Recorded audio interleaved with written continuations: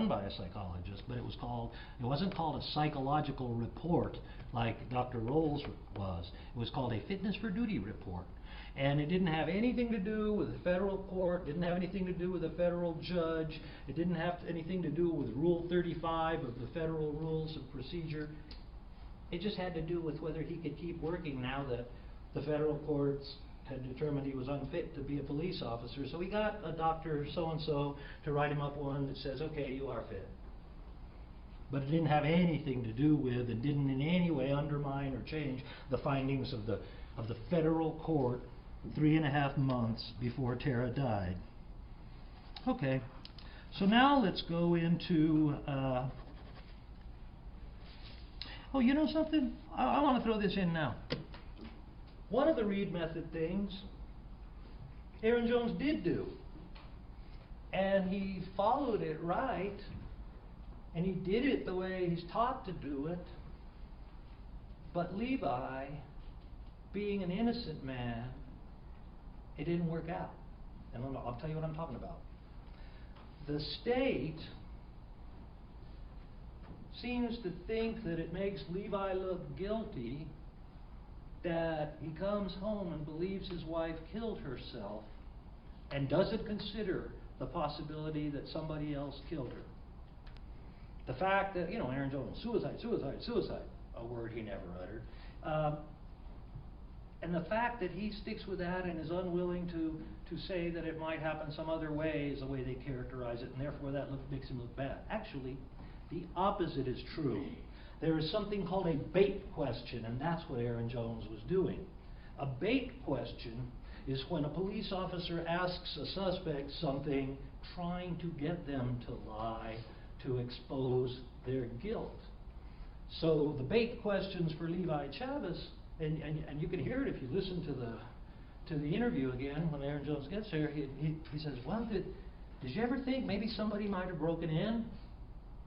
Remember Mr. McCann, who talked about how in staging a crime, the criminal always wants to deflect the suspicion away from him and on to someone else? Okay, well, it's the same way with the bait question. You ask somebody, like, could it have been something else? You think maybe there might have been a break-in? A guilty man would say, yeah, maybe that's what it was. Yeah, break-in, you're on the right track. An innocent man would say, no, I don't think it was a break-in. Well, do you think maybe somebody had good next bait question. You think maybe somebody else was out to murder her?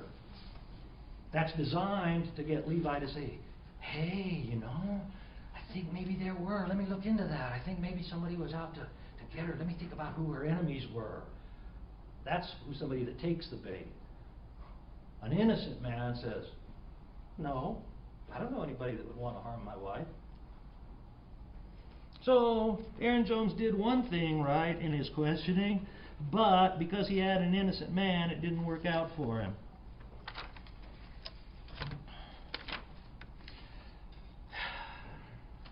Remember, I even showed Aaron Jones the bit about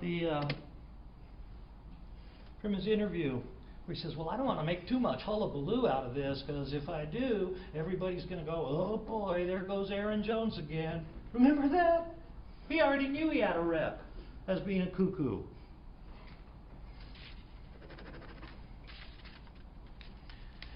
Well,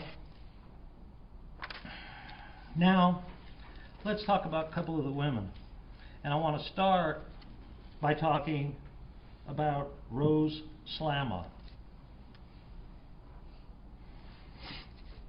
Rose Slama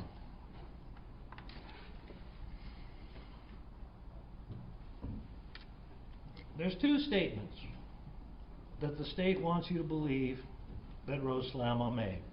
Okay? One of them is that one day when Tara was cutting Rose Slama's hair, they have this hair cutter client relationship. Just during a haircut, Tara goes, oh, by the way, you know something? My truck wasn't really stolen. Levi was doing it for insurance fraud. Well, isn't that weird? That none of her friends that she talks to umpteen times a day, calls, texts, etc., all of them knew about the stolen truck. None of them said anything that Tara had made such a claim that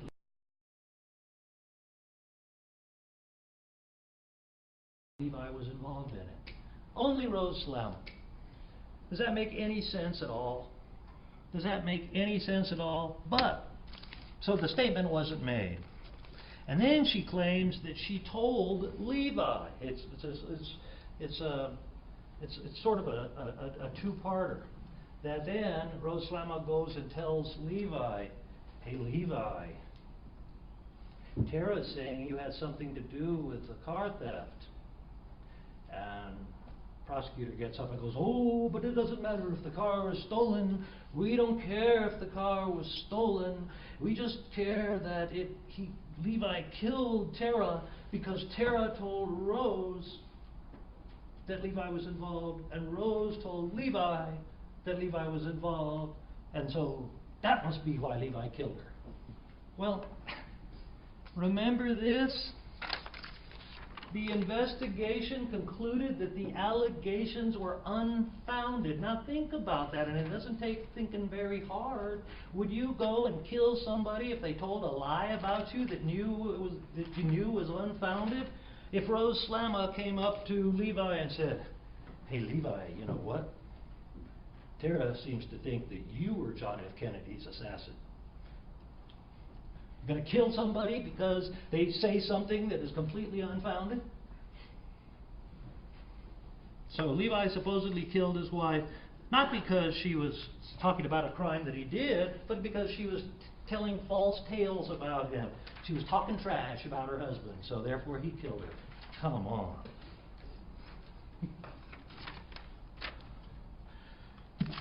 Okay, but then we got the other instruction that makes it even stranger. And that's the one that says that you are not to even consider whether what, here it is, no, wait, the testimony of Rose Slama about what Tara Chavez allegedly said to Rose Slama is not being offered to imply that what Tara Chavez said was true. Okay, so you can't even consider it true. You are instructed not to consider whether the statements allegedly made by Tara Chavez were true. You are only to consider whether such statement was made and whether such statement was a motive. The bottom of the barrel, killing your wife because she's talking trash. That's one of their motives. We're going to talk about the moving targets. Moving targets about how it happened, moving targets about motives. The state doesn't have a case. They're floundering around for 6 years or whatever it's been, and this is what you got. So, Rose Slama, here's the other statement. Rose Slama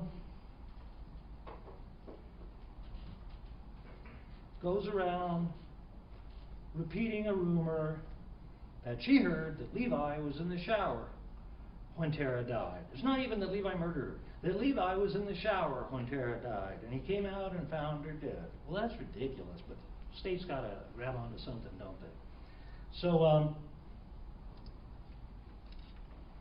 So she's saying, and she tells Aaron Jones, no, that was one of many rumors I heard. I also heard that she got shot in the stomach. I heard this, I heard that. That's one of the things I heard.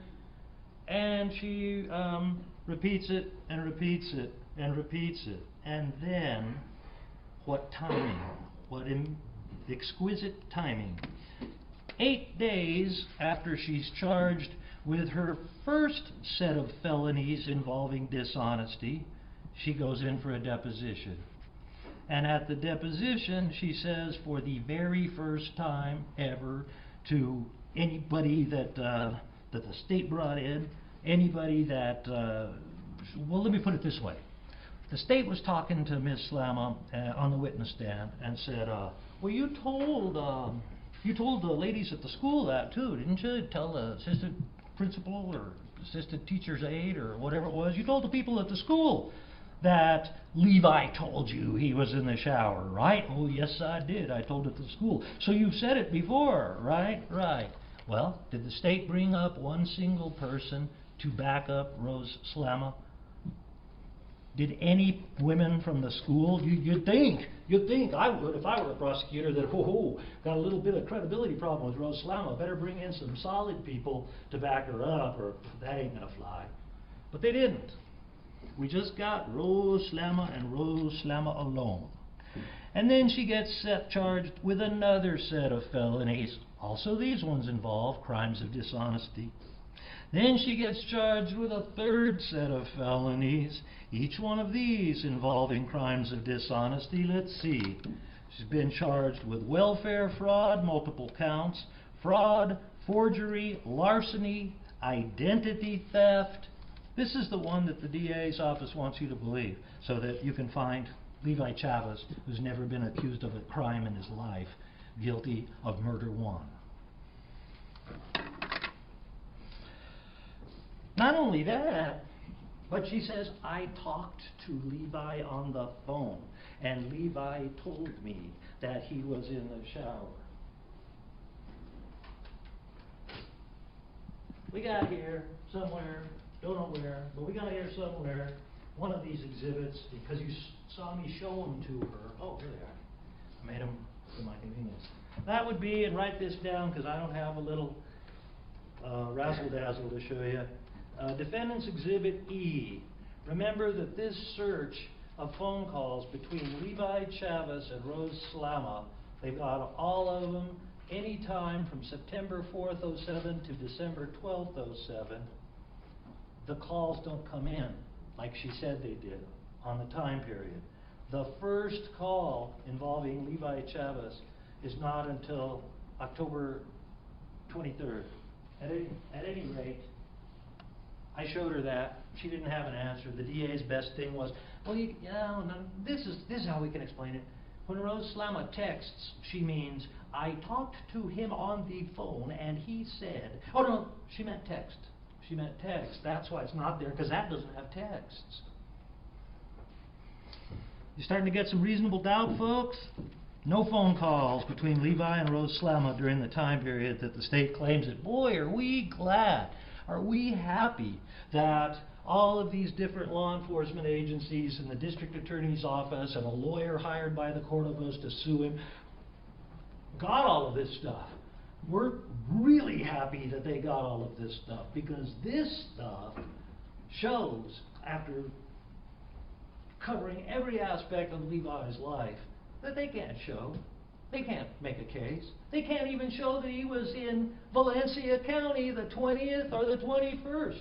There's zero zip evidence that Levi was even in the county when this thing happened. They had a witness, Jeannie Morrow, but then she said, oops.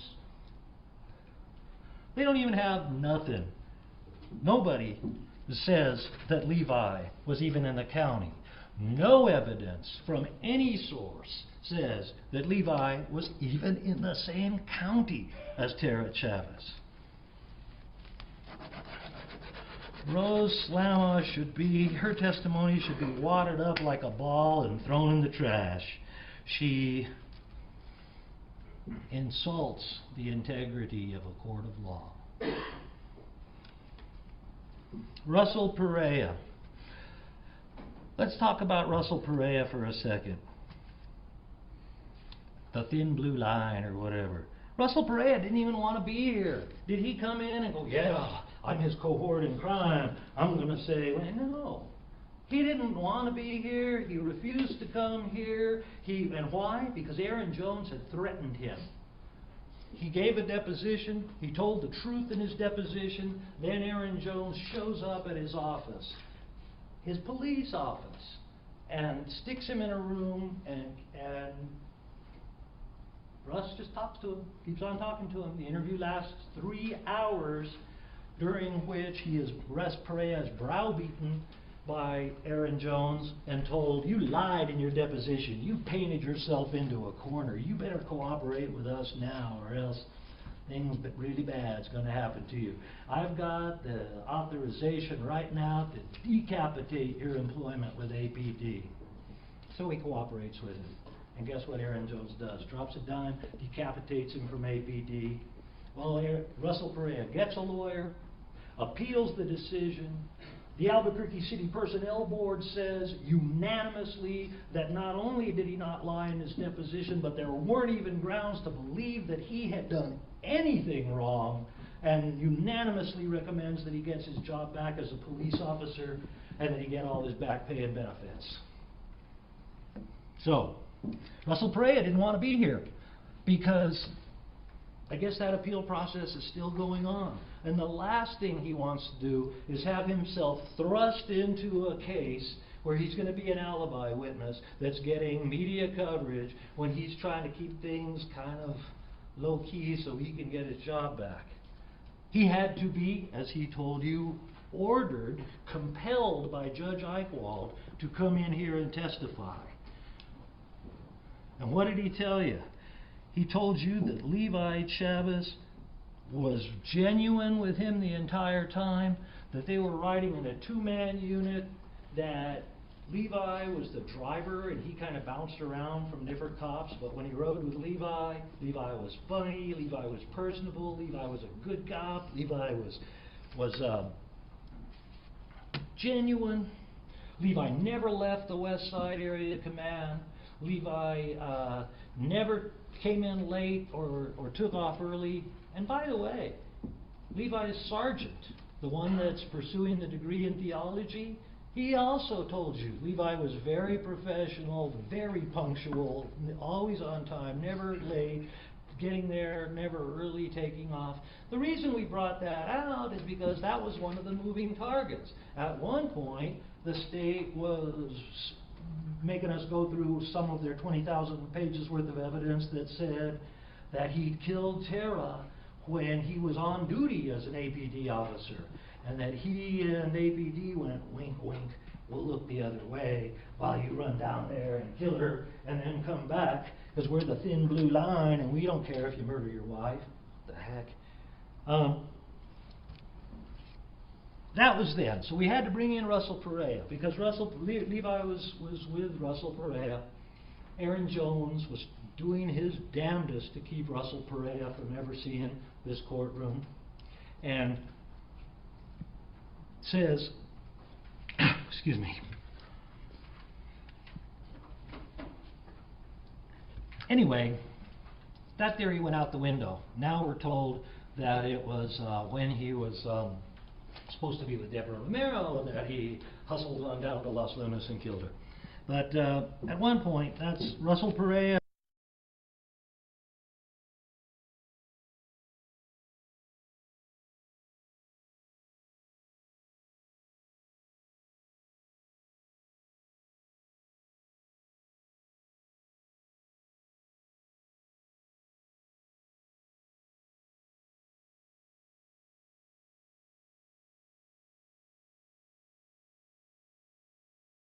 Don't you know that, Deborah, as a police officer? The lights off were in the house, and he couldn't even remember your name. It was like pulling teeth. We said, what's her name? And he goes, F, I don't know, just some effing freak. He's sleeping with 19-year-olds. He's got tons of women, and he was living with Tara as husband and wife. She hates Levi. Because what Jones did partially did the trick. And it was probably the effing freak and sleeping with women younger, because he's probably, you know, you saw her, you heard me talking to her. She's a little sensitive that she's a little older than Levi, or 10 years older, or whatever. He's sleeping with all these young kids. Okay, so check this out. Jones tells Deborah Romero, oh, Levi is a very, very slick, wily individual. He's extremely smart. He's into all of these secret agent things. He's an extremely brilliant criminal. You better watch out, Deborah Romero. And what does Deborah say? And this is after she's gotten the whole full Monty treatment of what an evil, horrible, guilty man Levi is. She goes, no. Very, very slick and wily individual. Deborah goes, no. You know, matter of fact, in my opinion, he was pretty immature and he was pretty naive. Oops for Aaron Jones. Then Aaron Jones goes, but you see, he's so slick and he's so wily. Don't you understand? You're a police officer. If he sets you up in advance to be an unwitting alibi, not knowing it, set it up so that he could be with you and then he could run off and go kill somebody. Yeah. And then Deborah Romero goes, no, I'm the one that picked that weekend. Matter of fact, I wanted to do it the weekend before, but Levi was on military training, or whatever the deal is. I don't remember all those details. But she said back to him again and again, no, sorry, Jones, oops for you, I'm the one that picked that weekend. Now,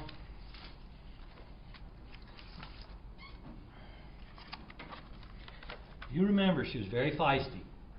She didn't want to be here. She said so several times. She told me to hurry up and so she could get the heck out of here. You know, what's your point? What's your point? She was saying to me. She didn't like being here. I can't blame her. Who would? Who would? But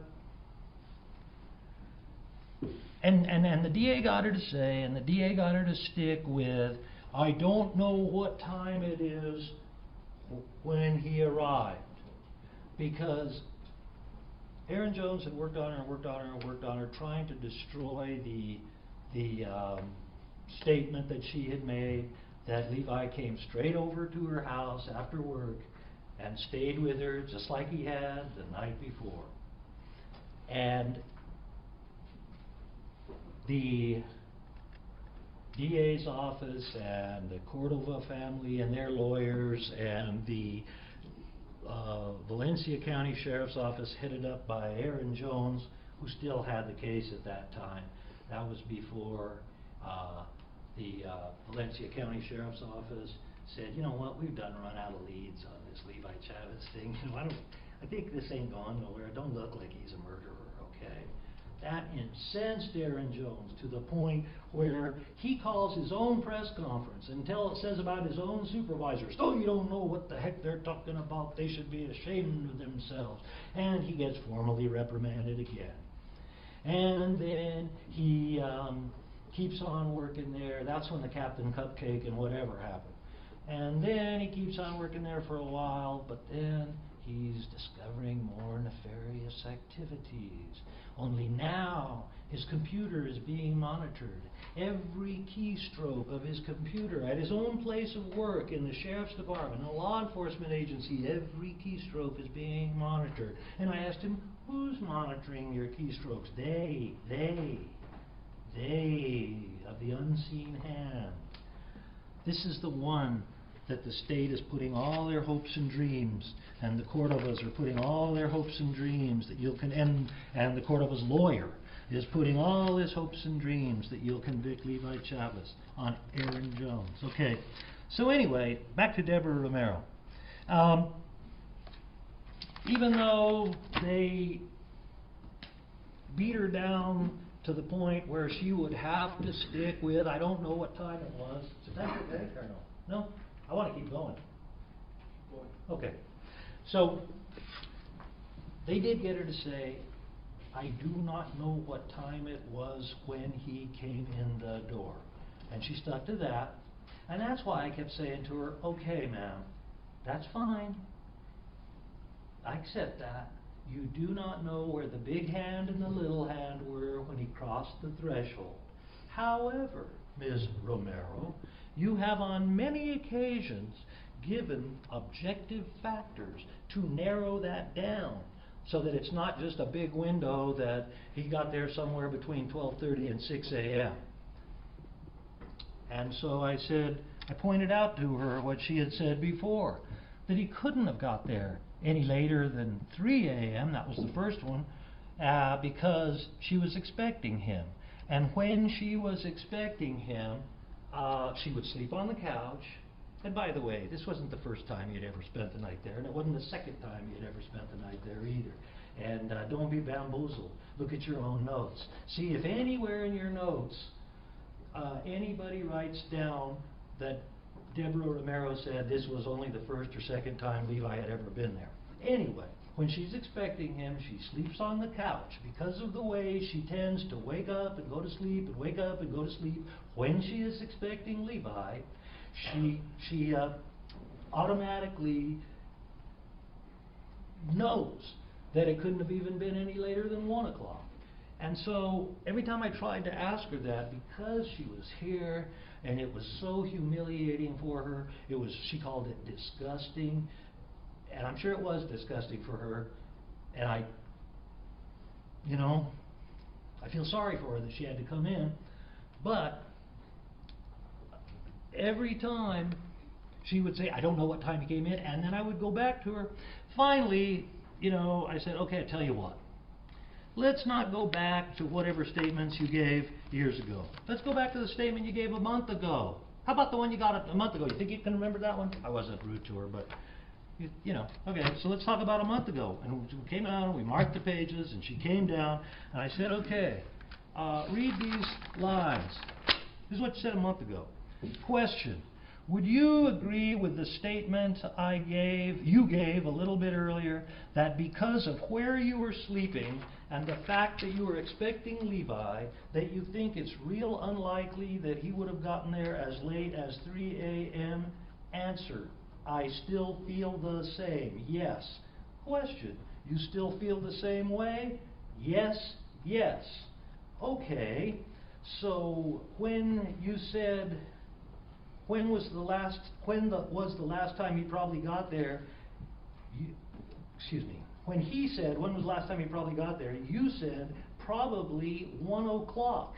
It couldn't have been any later than that. Probably 1 o'clock. It couldn't have been any later than that. And then I asked her, do you still agree with that? Answer, yes. This is a month before she testified. Then I ask her again, and remember, I'm asking her, did you say this a month ago? Yes. Has anything changed in the last month? No. Okay, next question. Did I ask you this question? Yes. Did you answer this way? Yes. Has anything changed since then? No. Okay. Then I ask her this one, all-encompassing. And you tell us that after having read all your statements and your deposition, that to the best of your knowledge, he couldn't have got there any later than 1 a.m.? Answer, yes. Okay, and again, that's because you tend to wake up periodically when you were expecting Levi? Answer, yes. So, I say to you this. Which alibi witness is more believable? Somebody who is a member of a thin blue line that just is gung-ho, you bet he was with me the whole time and that's my story and I'm sticking to it? Or somebody who doesn't want to be here, who hates your client and who still says that he was acting totally normally, that he is not very slick and wily but is naive and immature, that she's the one that picked the weekend, that he couldn't have got there any later than 1 a.m., that they went out all day Sunday, after he supposedly killed his wife and then came back. They went out, they went to a restaurant, they went to Starbucks, they went to Barnes & Noble, they went to a movie. He was behaving completely normally because that was her testimony. What is a better alibi witness? Somebody that says those good things for your client when they hate your client and tell you from the witness stand that they don't want to be here? And same with Russell Perea.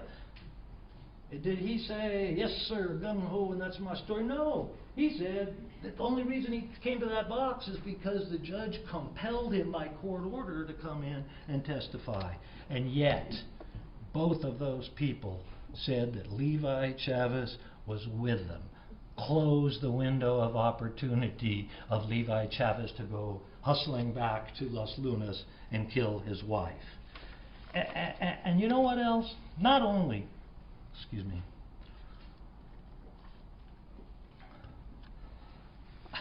not only do they not have any witness or any evidence of any other sort, be it computer or telephone or cell phone tower pinging or anything that shows Levi Chavez was even in the same county that weekend. Not only that, but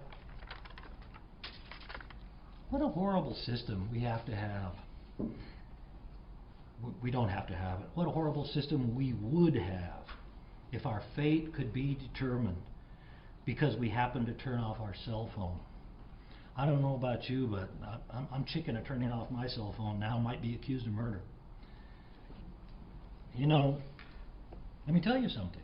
If Levi is such a wily, slick individual, and he supposedly knows about all these pingings, and he supposedly goes to Deborah Romero's house to show he's there, and then turns off his phone so he can go do his murderous deeds, if he's so knowledgeable about this stuff, wouldn't it have been easy to just get his cell phone when he got to Deborah Romero's house and stash it under a bush or something? And then the pings would show him right there at Deborah Romero's house the whole time. He could get his phone, stash it under a bush at Deborah Romero's house, go kill her, come back, and all these records would show that he was in Albuquerque. But that's not what happened because he didn't kill her. And it is... There's a lack of evidence, and they want you to convict Levi based on the lack of evidence. Levi already told you about the no more tears thing, and haven't you guys heard that in your lives before? It doesn't mean that you hate somebody or that you're rude. Levi said, gosh, I wouldn't have said it, you know, in a rude way. Mr. Cordova probably would have attacked me. Remember, Levi, he's even... Hey, hold on. I want to take a break. All right. 10-minute break.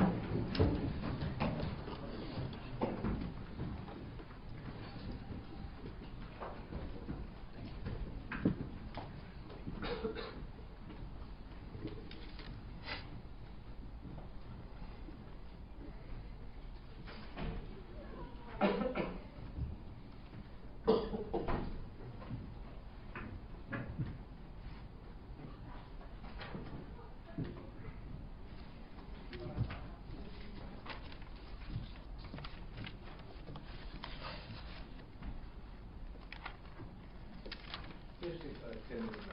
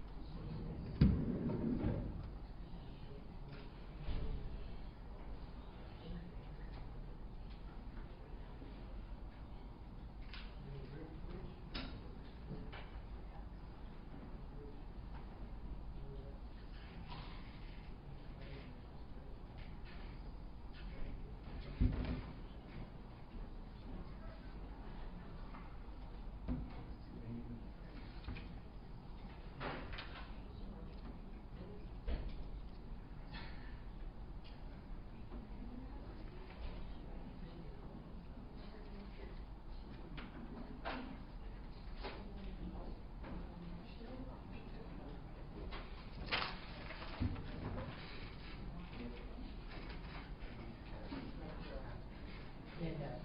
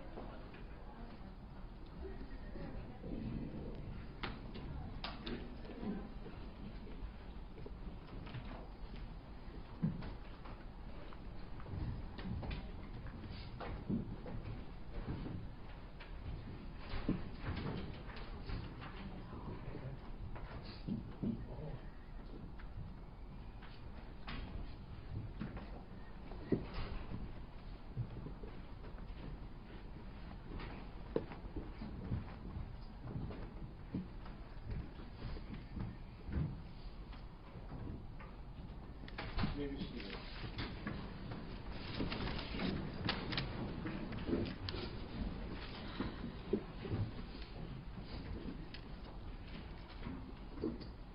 Thank you, Your Honor.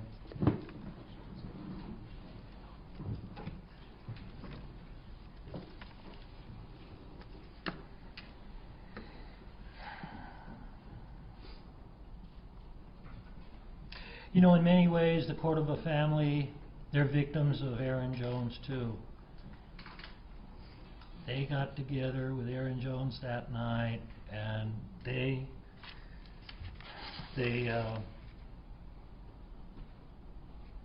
had long-standing animosity toward Levi, yeah, and they have old family gossip, and they have an absolute refusal to entertain a single thought that Tara was anything other than happy-go-lucky and headed into her bright future of happiness. And we know that's not the case. But in many ways, their long-standing hatred of Levi played into what Aaron Jones did. Because Aaron Jones saw, when he met Joseph Cordova, even though he saw no red flags that night, he saw an opportunity to jack around with the police department, his favorite pastime. Levi Chavez, APD officer, ooh, he's reading about, ooh, APDs are bad cops, and he can be another, there goes Aaron Jones again. And then you throw in the Cordova's lawyer, and you got the little engine that could and did make it into a courtroom, even without evidence. So, of course, Jones brought his law enforcement muscle. Cordova's lawyer brought a subpoena machine to crank out depositions and documents and get everything possible, and brought in their connection to the local press as well. But, you know, had I not crossed, and then for rebuttal, the state is going to rebut the whole defense case, and they rebut the whole defense case by bringing back Joseph Cordova. And I feel very, very sorry, and I feel great sympathy for the entire Cordova family. And, you know, that being said, had I not cross-examined Mr. Cordova, you would have been left with the impression, based on his testimony, that Levi never gave our family any of Tara's belongings. Absolutely nothing, is what he told you. I had to get up there, and it didn't take long before he remembered that when he came on to testify the first time, he said that little Levi came up to him and said, quote, "Dad wants to know if you want these," in a box. Forgot that. If I hadn't cross-examined him, you would be under the impression that this guardianship was done just for health insurance. And I'm not, believe me, I'm not beating up victims. Yes, it was for health insurance, and yes, they got that unborn health insurance the day that child was born, and God bless the Cordovas for doing that.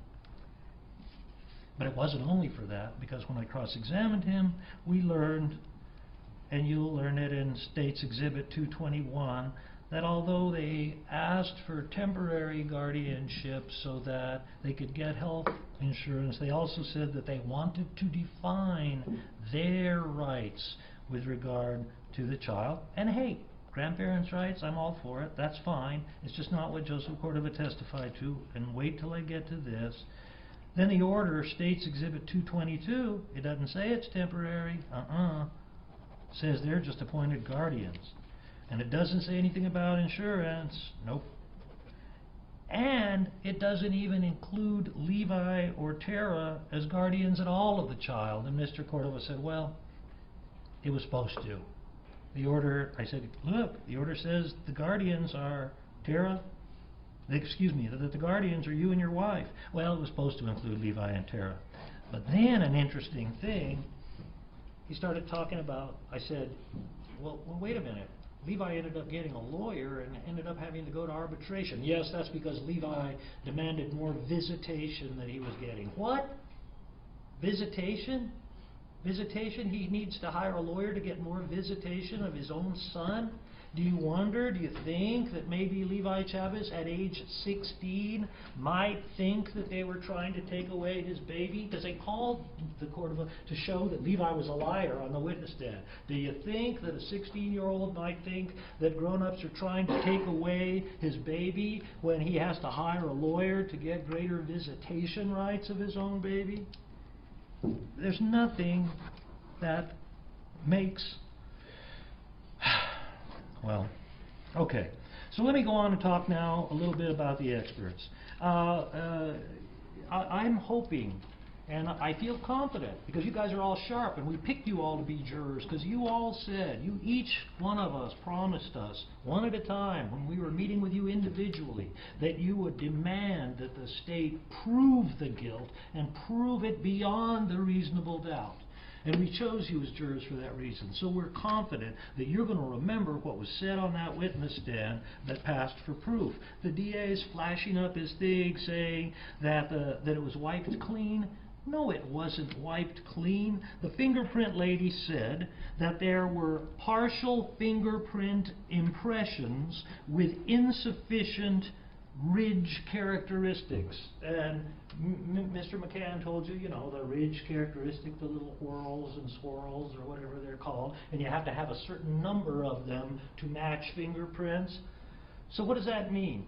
That means that whoever was there did not wipe it clean, or you wouldn't have partial latent impressions with insufficient ridge characteristics. What else does it mean? That the person wasn't wearing gloves to hide their fingerprints, because there were fingerprints. There were just insufficient ridge characteristics on those fingerprints, so it wasn't wiped clean. And nobody was wearing gloves. Okay? Then when I asked her about the wiped clean, her answer was kind of coy, because you got to realize these people do work for police, and they are state's witnesses, and they do want convictions, and it doesn't help the state's case that there are fingerprints, but they can't identify them because there aren't ridge characteristics. She said, I asked her, well, in fact, this is the only question I asked her. So you didn't find any evidence that the surfaces you checked for fingerprints were wiped clean, did you? And her answer was, quote, I couldn't determine that they had been. Now listen, the state turns it around to say, I couldn't determine whether or not. Well, of course she can determine whether or not. There are fingerprints there. It's just that she couldn't match them. What she meant, listen carefully and use your semantics here. I couldn't determine that they had been wiped clean. That's not the same thing as I couldn't determine whether or not. I couldn't determine that they had means no. If my wife says, hey David, would you look outside the picture window and see if our lawn's on fire? And I look out there and it's not, and I say, honey, I couldn't determine that it is on fire. It means, I couldn't determine means no, okay? All right, so then we got the DNA lady. Now the state's got a big problem, because now the latest state's theory that we're hearing for the first time when we got into court here is that the gun that Tara died by was never even in the house. That Levi brought it in. Well, we know Levi carries his kimber for his duty weapon. Did they rebut that at all? But now they get up and want you to think that Levi's carrying the Glock. Anyway, the lady says, I hope you remember her testimony, that she took 2 swabs for the DNA on the gun. That one swab, she swabbed the muzzle of the gun. And the muzzle of the gun tested presumptive positive for blood. Remember, there's this stuff, and it's, just a quick test, and presumptive positive for blood. But then she told you that she took, I'm taking this thing out here, if I can make it come out. That she looked around here, she took swabs from around this little line she made, and that's where she swabbed it, and that this one with the second swab did not test positive for the presence of blood on the hand grip. Blood on the muzzle, no blood on the presumptive test on the hand grip. And she said that the hand grip showed a mixture of DNA of Tara and Levi. See, that's a big problem for the state, because what the heck is Tara's DNA doing on the handle of the gun if the gun was never in the house? And so the DA, when cross-examining her, says, well, something like, you sure you didn't get any blood on that? Or she goes, well, I tried my best to avoid blood, but I can't be 100% sure that I didn't get any blood, because she's trying to help the state out. And so, she's wanting, and so then of course the state goes and tries to confront our experts with, well, did you know that most of the blood, or most of the DNA on that hand grip came from her blood? Well, no, that's not the case. And the witness cannot be and should not be allowed in a court of law to bamboozle you into some testimony that, well, Tara's blood was only on Tara's DNA was only on the hand grip because I might not have been able to totally avoid any blood. And so, yeah, that explains why Tara's DNA is on the hand grip, because it might be some blood. Well, that sure doesn't square with the fact that she did a test on the muzzle, yes, blood.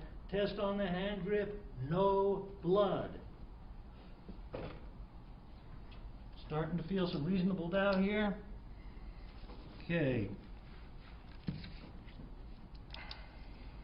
She's also the lady that told you that there was an unknown male hair, but that they could have sent it out to another lab to test mitochondrial DNA, and they never did, and we talked about that.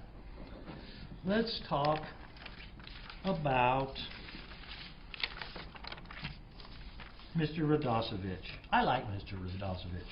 Mr. Radosevich is pretty much a straight shooter. Well, he is a straight shooter. Why hold back? He's a straight shooter.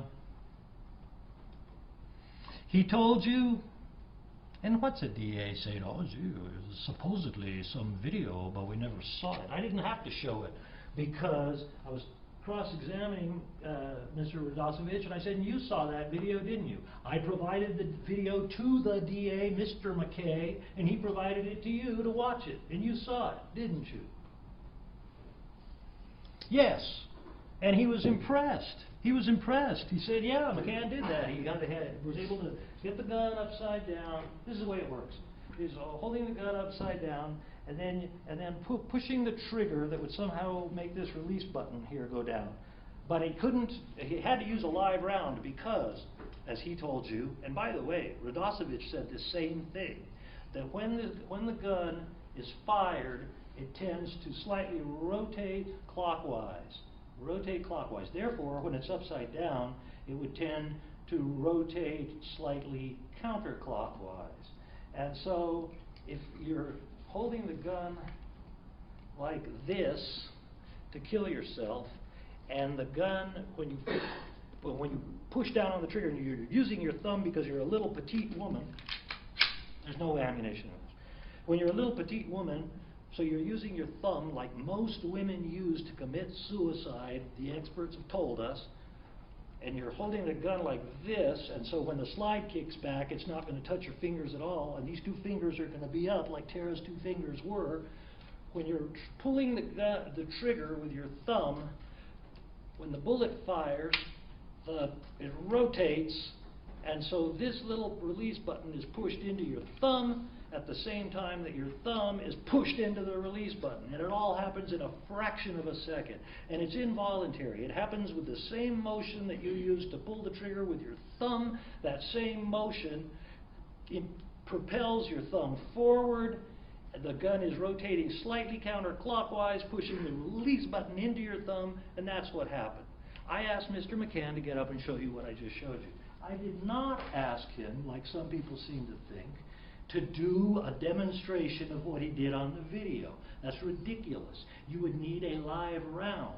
When you're here in a courtroom, you can't go firing bullets off, because when you fire a bullet, it's a controlled explosion inside the chamber. And it makes the bullet shoot out like that, and the slide come back with powerful recoil. And we're not going to do that in a courtroom, but that's what has to happen to make what happened happen. And that's how it happened. What he did do, he was wearing gloves, and apparently, I didn't ask him to do this, but apparently while he was sitting there, he was fiddling around trying to do it. Well, he was wearing gloves. That's not only is that not the same condition as Tara about to commit suicide with cold, sweaty hands and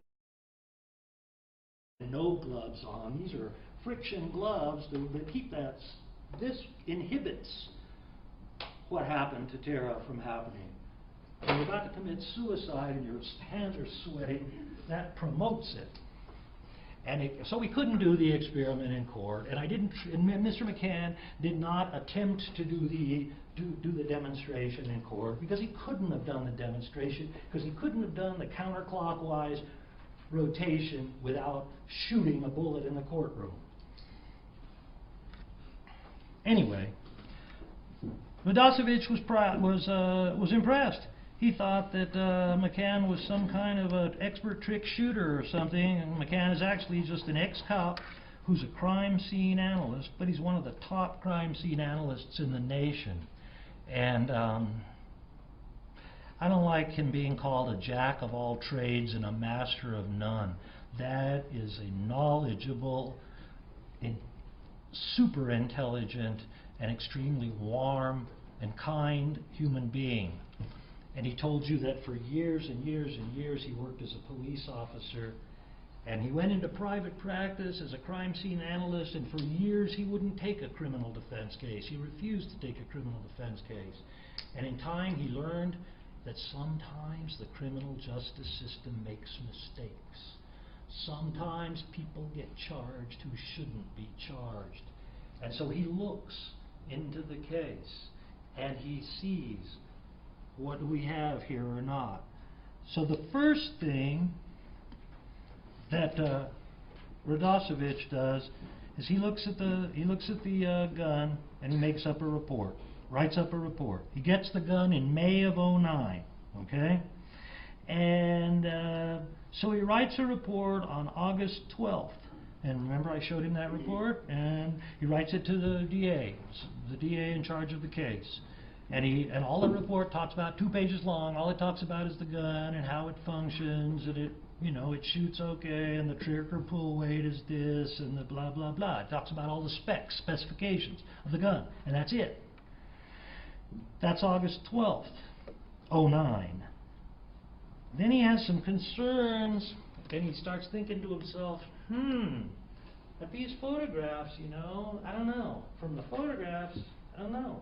Maybe the gun is seated, maybe the gun isn't seated. And if the gun isn't seated, then how could another round get in the chamber?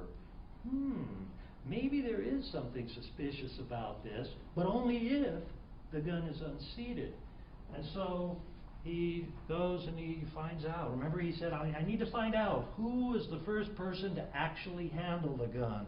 Who was the first person to actually handle the gun? Oh, God. Look who volunteers. Me, Aaron Jones. I handled it. It was unseated. Oh yeah, it was unseated.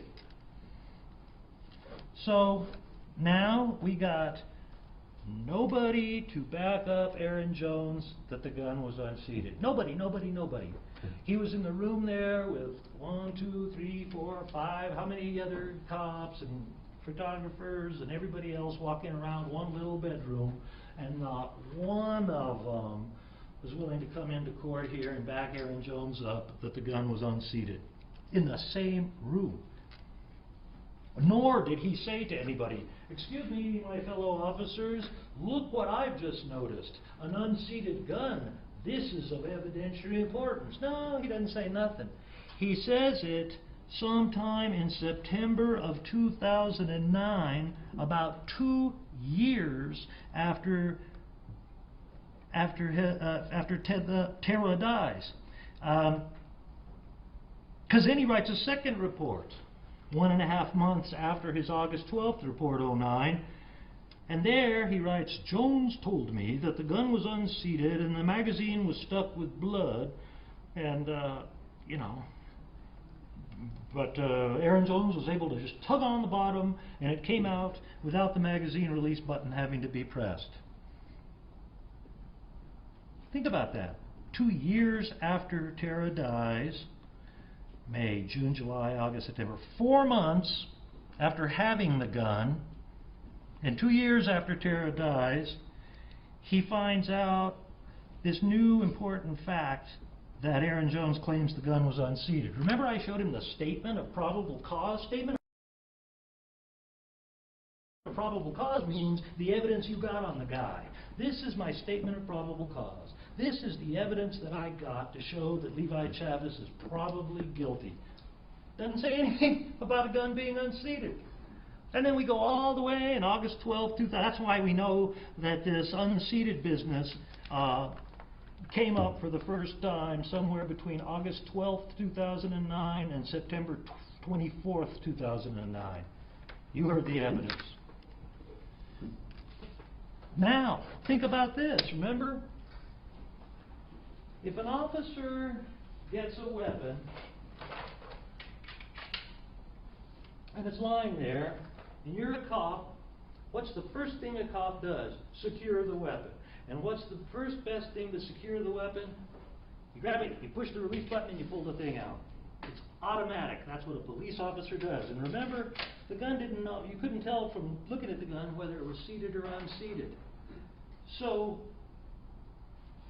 remember, it was even called muscle memory. That what does an officer do? He wants to unseat a gun. Why would he start tugging on it instead of doing what officers do? Secure the gun, make it safe, push the button, pull the thing out, and then you go like that and you rack it, and so that if there's a bullet in the chamber, that's out too, and you render it safe. So any law enforcement officer would automatically push the release button. Muscle memory. Jones' story is that for some reason, when he's trying to render the gun safe, he just decides to tug on it. And there's a picture, I think, in there somewhere, too. Okay, so Mr. Radosevich says, and this is really important, remember this little line here that everybody took and looked at, and some kind of like a little line there, and then there's like a width of 1/4 or something. Anyway, and notice how the lines are irregular. You kind of have to contrast it against the light a little bit, but it's kind of drippy or wavy on both sides there. Okay, so the theory of Mr. Radosevich for the prosecution, and it's a plausible theory, I suppose, is that the red line is right here. The red line is right here, but guess what? There's no red line there. There's no red line there. So I said to him, well, isn't it possible that the blood dripping down from Tara landing on here could just drip down into that magazine well? It could drip down into that magazine well and keep going, flowing down between the magazine and the magazine well. And he says, yeah, that's plausible. That's plausible, okay? So the photographs didn't tell Radosevich seated or unseated. The line on magazine did not tell Radosevich seated or unseated, because he said it's equally plausible that it was seated and the red line was caused by the blood flowing under there. The three things that Radosevich relied on, or that the state tells you to rely on, is one, the photos. Nope, Radosevich had questions about the photos, but he couldn't determine unseated by the photos. Two, the blood line on the magazine, but he told you no, it's also plausible that that line was created by the blood flowing with the magazine fully seated. So what does that leave? That leaves Aaron Jones. That's what tipped the scale for Radosevich, because the poor guy, bless his heart, thinks that Jones is a legitimate officer. And so, what does that mean? That means this whole thing that makes the whole gun suspicious, that it all supposedly boils down to who's the one that is coming forth with that information? Again, Aaron Jones, and only Aaron Jones. Now, Radosevich and the OMI doctor, McFeely, said that no one could intentionally, voluntarily depress the button after they'd been shot, and that's true. But we know that, Tara, from Dr. McFeely, we know that there are some involuntary bodily functions, such as the hemoaspiration, or meaning taking a few involuntary breaths and blood went into her lungs, and that is proof that she took some breaths. So even though she had her brain stem severed, she was taking a breath or more. That's involuntary function. The same kind of involuntary function that propels the thumb to keep going when you're so scared that you're going to kill yourself, and you say, okay, I'm going to do it, I'm going to do it,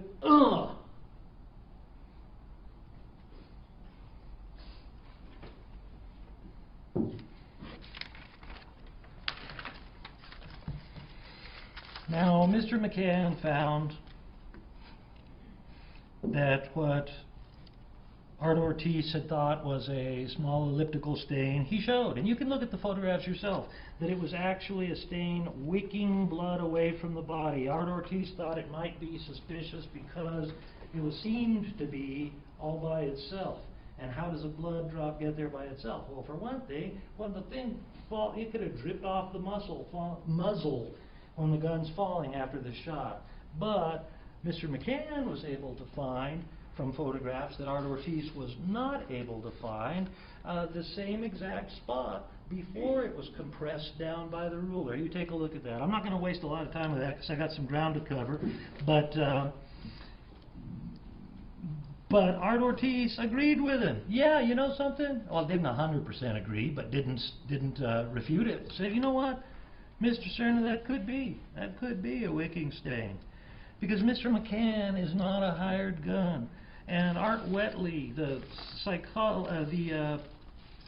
forensic pathologist, is not a hired gun. Berman's not a hired gun. These people have impeccable credentials. These people are the tops in the nation, because Levi Chavez is an innocent man and did not want to go down. He wanted to bring people here that can show what looks to be a semi-believable, made-up case is not a case at all.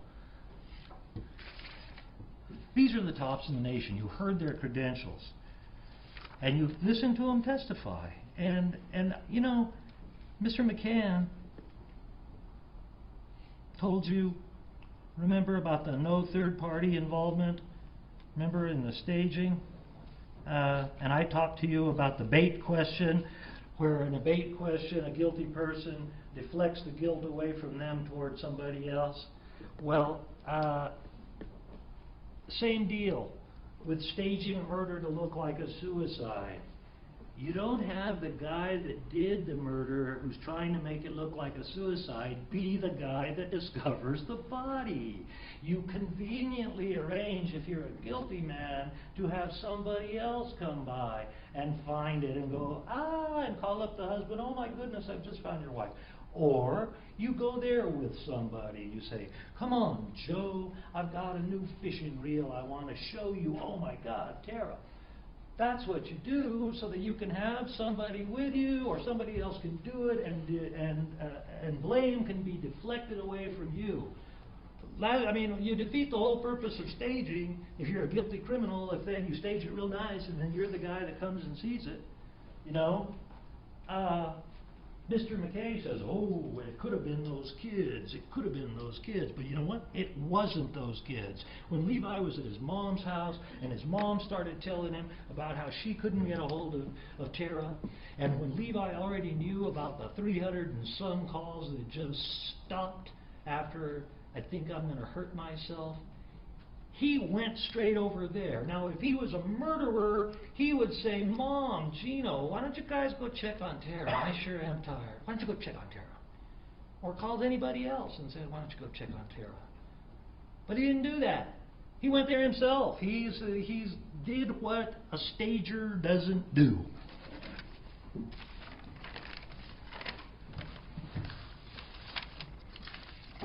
Mr. McCann. Now, Dr. Wetley. Dr. Wetley also tops in his field. He showed that there was, first, a lack of any injuries to her mouth, the inside of the mouth that would show somebody trying to resist. That if you're trying to shove a gun in somebody's mouth, then number one, you're likely to get some kind of contusions or something on the lips. And he wrote the Atlas of Forensic Psychology. And in his Atlas of Forensic Psychology, he wrote a chapter, or whatever it was, about intraoral gunshot wounds. And included in his atlas is a photograph of another person that has an intraoral gunshot wound. This is for forensic pathologists that are just kind of like regular ones.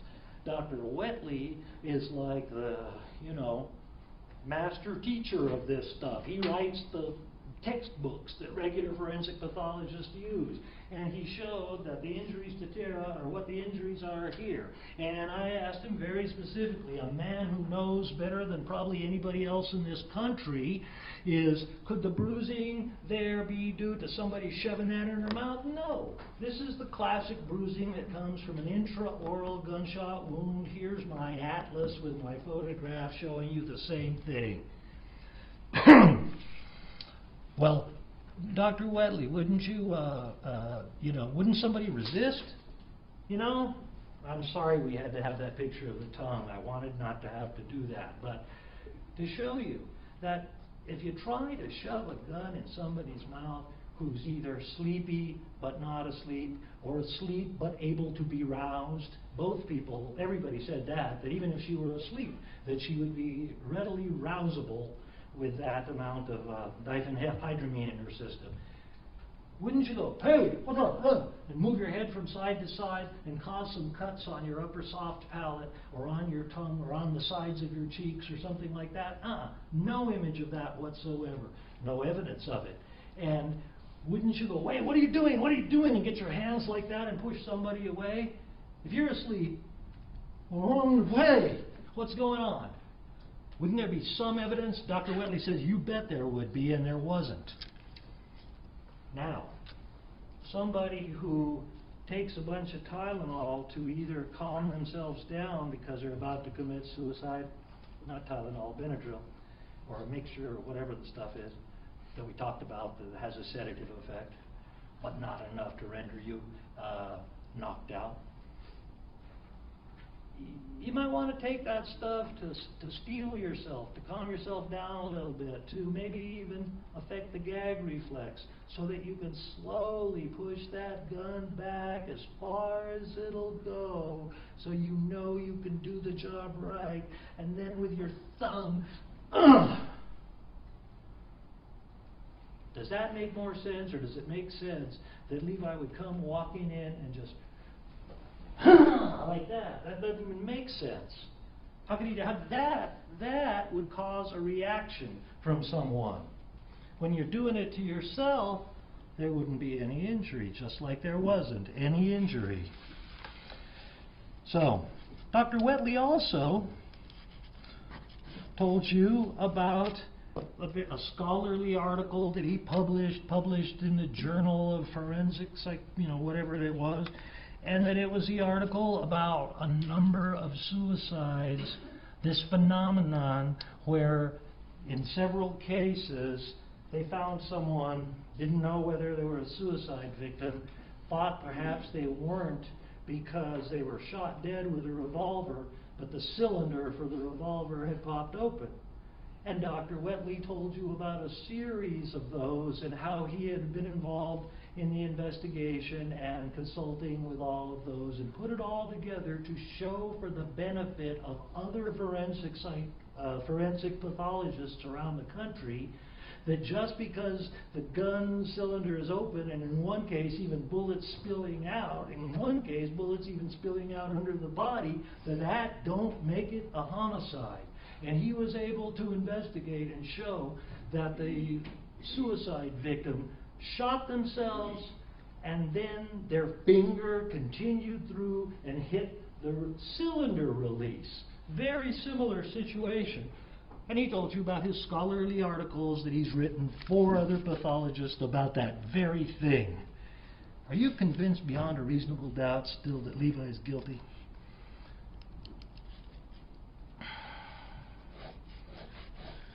I don't know if you all noticed, I hope you did, but the DA's office flew in Dr. McFeely from South Dakota or wherever the heck she lives to sit in the audience when Dr. Whetley was testifying so that they could call her up to rebut Dr. Whetley. She sat there, listened to Dr. Whetley and said, "Nah, I'm not taking him on," and went back to wherever she lives. Some of you may remember her coming back all the way here just to watch Dr. Whetley, because the state thought that they were going to call her and she was going to show Dr. Whetley up. Didn't happen, did it? So he told you that the bruising was not obscured, and he showed you how, and showed you why. Mr. Ortiz, we already talked about him a little bit, but this is something I want to say that's important. Because just like the handwriting expert that the state hired that said, "I don't see anything here," just like the medical investigator, their own Dr. McFeely, who I asked, "Do you see anything about this that's inconsistent with a suicide?" Nope. "Do you see anything about this that makes it a homicide?" Nope. In other words, can't tell one way or another. So their pathologist can't tell. Their crime scene analyst, Ortiz, can't tell.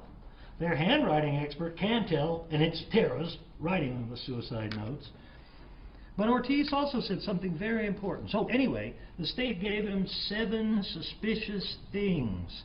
7 suspicious things to look at and ask whether you can come to an opinion as to whether this was a suicide or a homicide. And he found basically none of the things suspicious except if there's a smoking gun, it's the unseated, and we all know it wasn't unseated because it was Aaron Jones talking. And even if under some small chance that it was unseated when the police found it, Mr. McCann first was, our expert Mr. McCann was charged with the duty.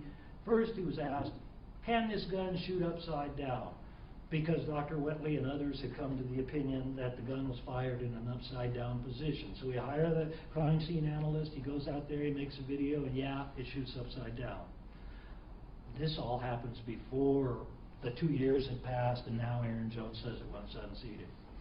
Then he tries to say, okay, then we get it and say, okay, if for some reason, well, do you think it was seated or don't you?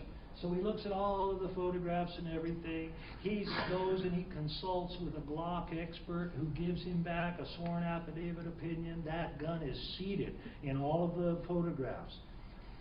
Then I ask him to do, and I'm not the only lawyer, the lawyer that was in the civil case, I didn't represent Levi in the civil case, give him an assignment and say, okay, but now the state But the new theory is saying that the gun was unseated.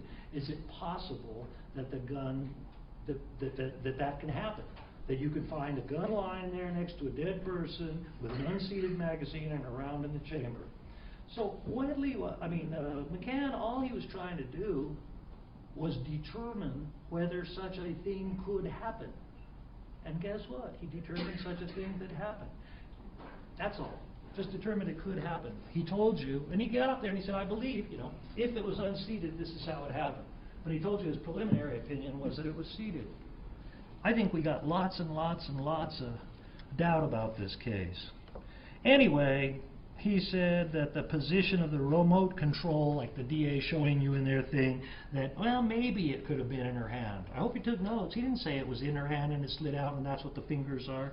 He said maybe. He also said something interesting. He said that he taught Levi. He taught Levi when Levi was a law enforcement student. He taught him a course about basic forensic stuff that any beat cop learns. And he said, interestingly, that one of the things he showed him in his teachings was an intraoral gunshot wound.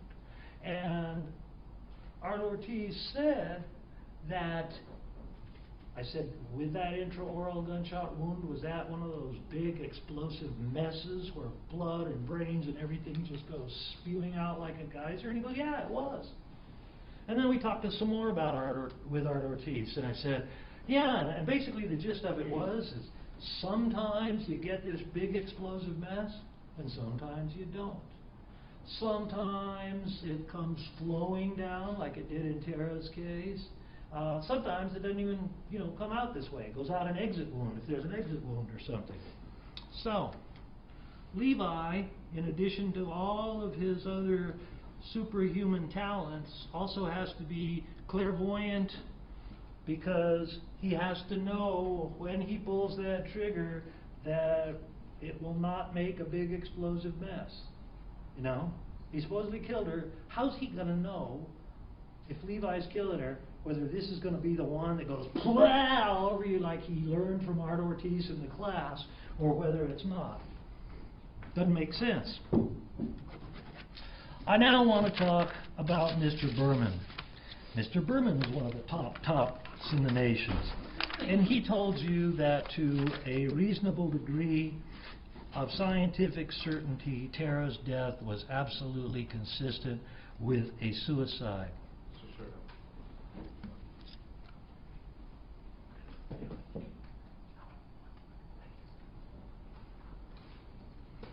And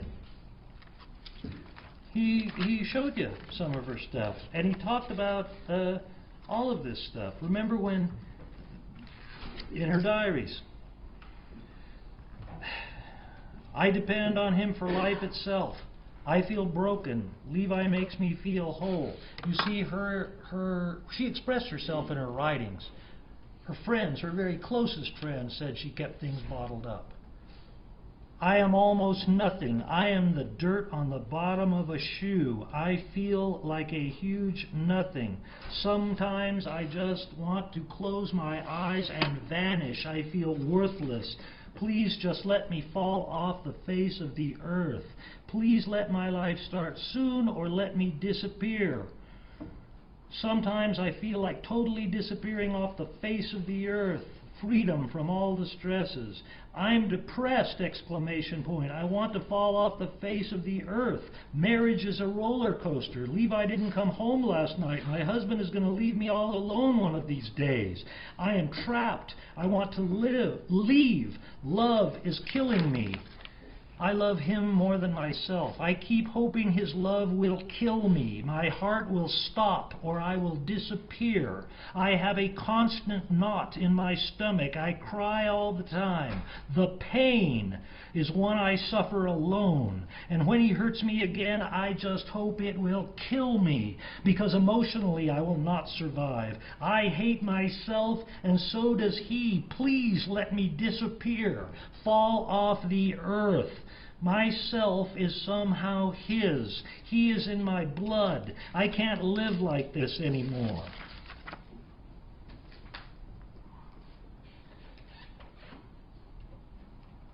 I am so sad, confused. I feel like he hates me.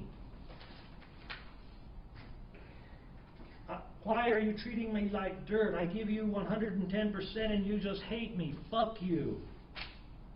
I hate you. I fucking hate you.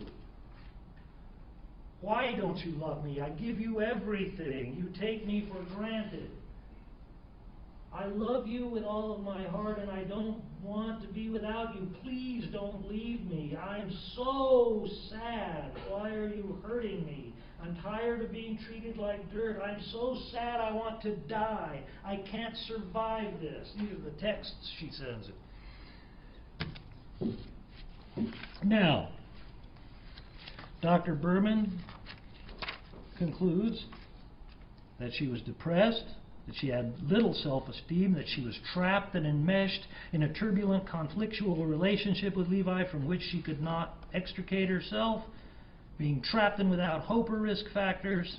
Marital strain is a risk factor. Low self-esteem and high self-hate are risk factors. Intolerable aloneness is a risk factor. Insomnia is a risk factor. History of family suicide is a risk factor. Remember Aaron Cordova, families, three people on her. I'm not going to go through much of that because you heard it. Let's talk about some exhibits pretty quick because I only have a few minutes. Don't have my razzle-dazzle. I want you to write these exhibit numbers down if it interests you, because I'm going to tell you some stuff that shows that the state doesn't have a case. First of all, exhibit number 150. The I'm sorry, Levi, state tries to tell you it's not a suicide note. Exhibit number 150, written by Levi Chavez, says, I'm so sorry, all I wanted was your love. I'm sorry I wasn't good enough for you. I hope you'll be happy now. That's passive. That's what Dr. Berman talked about punishing someone, committing suicide in order to punish someone. I hope you'll be happy now. I always loved all of you so much. That's part of what the state's leaving out. All of you. This was a goodbye note to everyone she loved. It was a suicide note because it was goodbye to not just somebody she was divorcing, Levi Chavez, but to everyone she loved. She ends it. I always loved you, all of you, so much. Goodbye to everyone that loves her. Okay, now, Levi turned his time off numerous times for extended periods of time.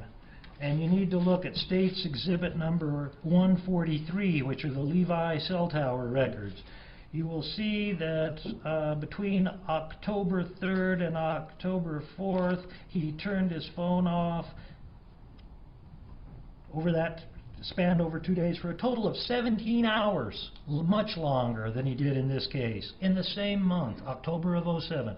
October 3rd, 17 hours. October 9th, 7 hours. October 19th, 12.5 hours. October 20th, 5 hours. This is the day before. And then October 21st, 15 hours.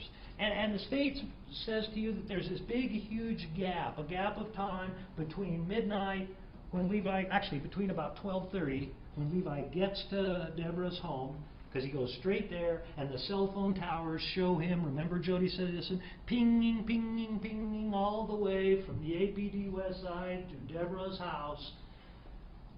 And when he gets there, because of what he's experienced the night before and what he's been experiencing for this long, long time, and he wants a divorce, and he wants to, you know, maybe start a relationship, a deeper one with Deborah, he turns his phone off.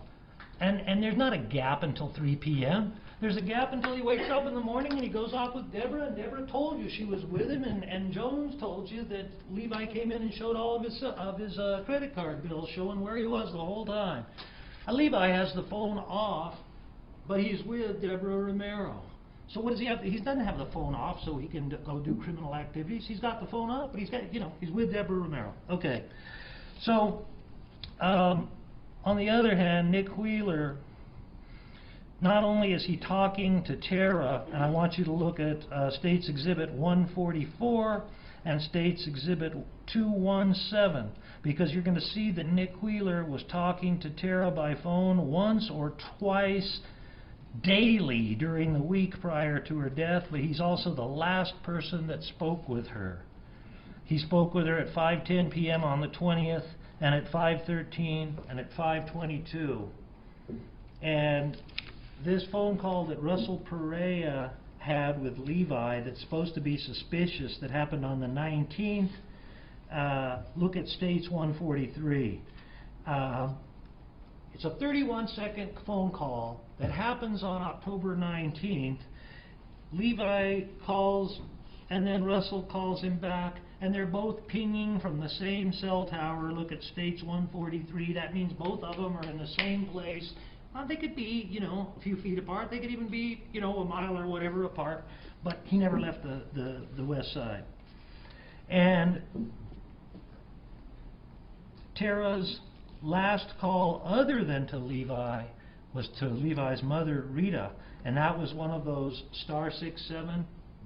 She crank called people that she was worried and fearful that Levi was having an affair with, and she couldn't get a hold of Levi and couldn't get a hold of Levi. And in State's Exhibit 144, you're going to see that on October 21st at 12:59, she calls Rita's house and doesn't say a word. Remember, Rita didn't talk to her, just like Heather didn't talk to her, because that's what Tara would do. She'd call and then listen to see if she heard Levi. And in the ultimate leading up to the crescendo of the pain of Tara Chavez, she's thinking, okay, maybe he's at his mom's house, calls there, he's not there. Now she knows he's with another woman. And by the way, Levi not keeping the texts, I want you to look at State's Exhibit 144, because on that, you're going to see that on the 20th after midnight, guess what? One of the FBI's extraction things came up with more texts.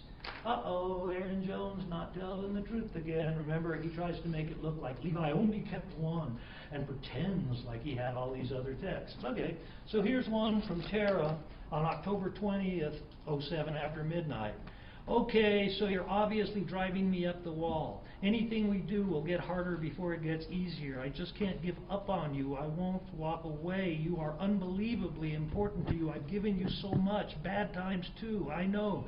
You are my true love. No matter what happens, I land back up with you. We are family, and I want to make it work. No matter how hard it gets, I won't give up on you. One day it'll hit you. Very little matters in life, but family, don't let me go. And the next night after midnight at 1:06, one by itself, I'm so sad. And then 1:29, I'm afraid I'm going to hurt myself. I'm so upset, sad, and hurt. That's the one Levi saved, but, you know, less than 20 minutes earlier, she had sent one with I'm so sad. And she's lying there with her feet folded over. By the way, isn't that ridiculous that the state wants to tell you that because Levi said that when she's asleep, her feet are folded over like a little bird, and it was endearing to Levi, and he even you could sense his love for Tara right there when he talked about she folded her feet like a little bird because she had this mild case that gave her only symptom was pigeon-toed. So she was pigeon-toed. So when she lay down horizontally, whenever she lay down, the most comfortable position for a pigeon-toed Tara was laying down like that. That's lying down. That's when you're horizontal. There is no biological mechanism that makes your feet go from straight, if you're pigeon-toed, to go boop the second you reach unconsciousness. It doesn't work that way. State wants to say that proves she was asleep because she was like this. Crazy. There's no biological mechanism. Then you go 1, 2, okay, now I'm asleep. Boop. No. Whenever you're lying down and you've got pigeon toes, whenever you're horizontal, this is the most comfortable position for you, asleep or awake. Okay, I'm almost done.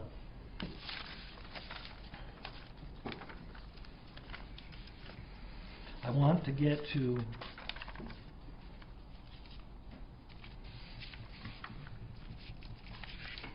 I'm having to pick and choose what I'm going to show you guys. Oh, about the crank calls.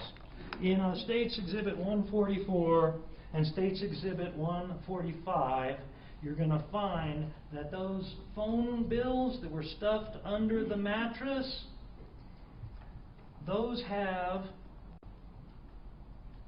the phone numbers. Those are the same phone numbers that were crank called, that were *67. I shouldn't call it crank call. Blocked call. Blocked call. She made a blocked calls in a 15-minute time period to 9 different numbers that she didn't recognize, that she thought might be people Levi was seeing, and those are all matched up.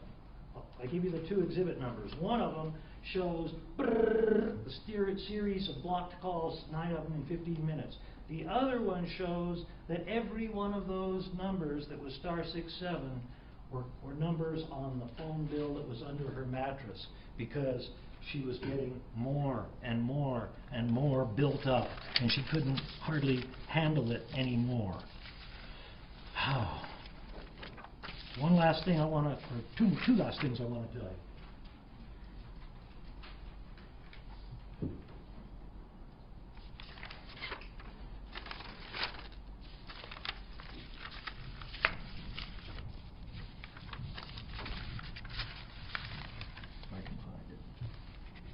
Okay.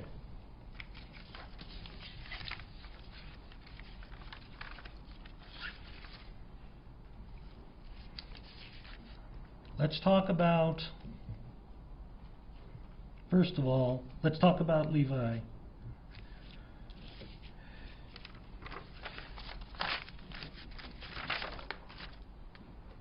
He's either a brilliant criminal who pulled off a very complicated murder and thought of everything, just about everything. A brilliant actor, a brilliant criminal who fooled experienced crime scene technicians, who fooled investigators, who fooled medical examiners. Or it's a simple suicide. Let's look again at Tara and her last moments leading to her ultimate despair.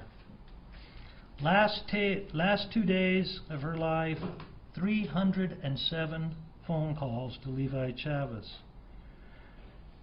12:59 a.m. tries calling Rita *67, no answer because he's with another woman. No answer again. 2 more cell calls to Levi, still nothing. 1:06 a.m. texts Levi, "I'm so sad." No response. 2 more calls to his cell, still off. 1:29, 1 more hurt text to Levi, "I'm afraid I'm going to hurt myself. I'm so upset, sad, and hurt." 1:30 a.m., the last call from her cell. She walks over to the armoire.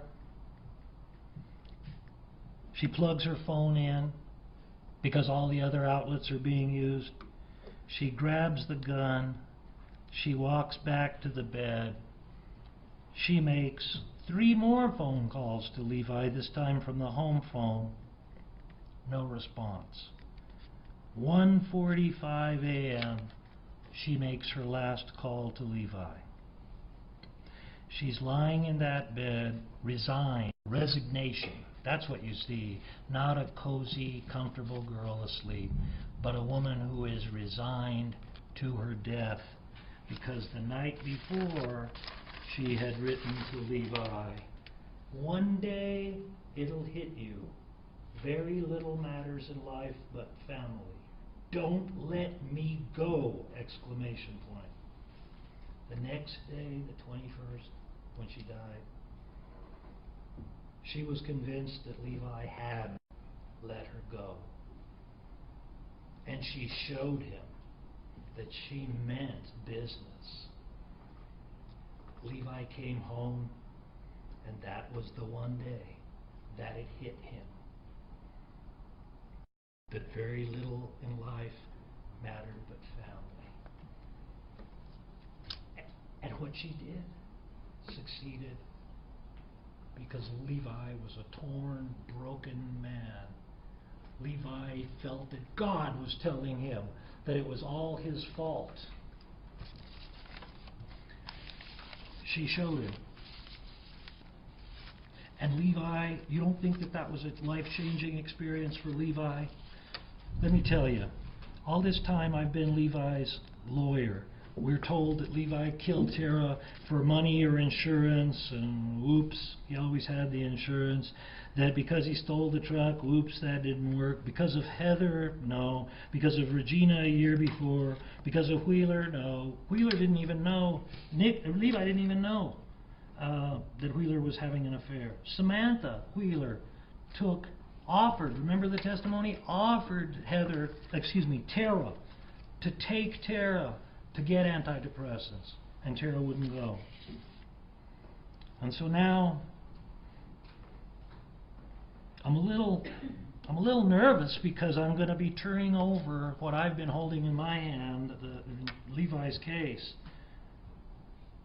and I'm going to turn it over to you. And Levi called you his jury, and you are his jury. You're the jury that is going to decide whether you are so convinced that he is guilty of murder that you are willing to condemn him and have him go down for murder one, for the mother of his children, that you are beyond a strong belief, that there is absolutely zero doubt that somehow you don't hear, you don't see anything about suicide going on here, anything about depression, anything about how she could have done it herself, anything about her DNA on the grip when the swab showed no Tara blood.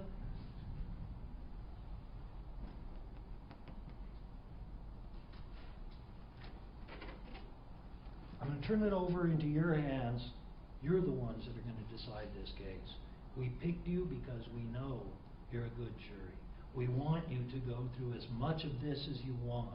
We want you to use your reason and use your common sense.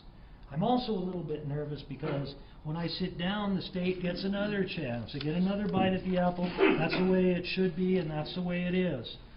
And so I'm not going to be up here anymore. The DA is going to be talking to you again. And the DA is going to be, what they do is they save their best lines for rebuttal. That's where they give you their zingers, because they know Cerna can't get back up again. And I don't want you to forget the evidence in this case, and I don't want you to forget my summation. And I'm hoping that our confidence that we have in you will last beyond the time I sit down, through the prosecutor's rebuttal, beyond the time you go into the jury room, and that when Levi Chavez walked in here an innocent man, you are going to say that he can walk out of here an innocent man. Thank you. Let's take about a 5-10 minute recess, okay?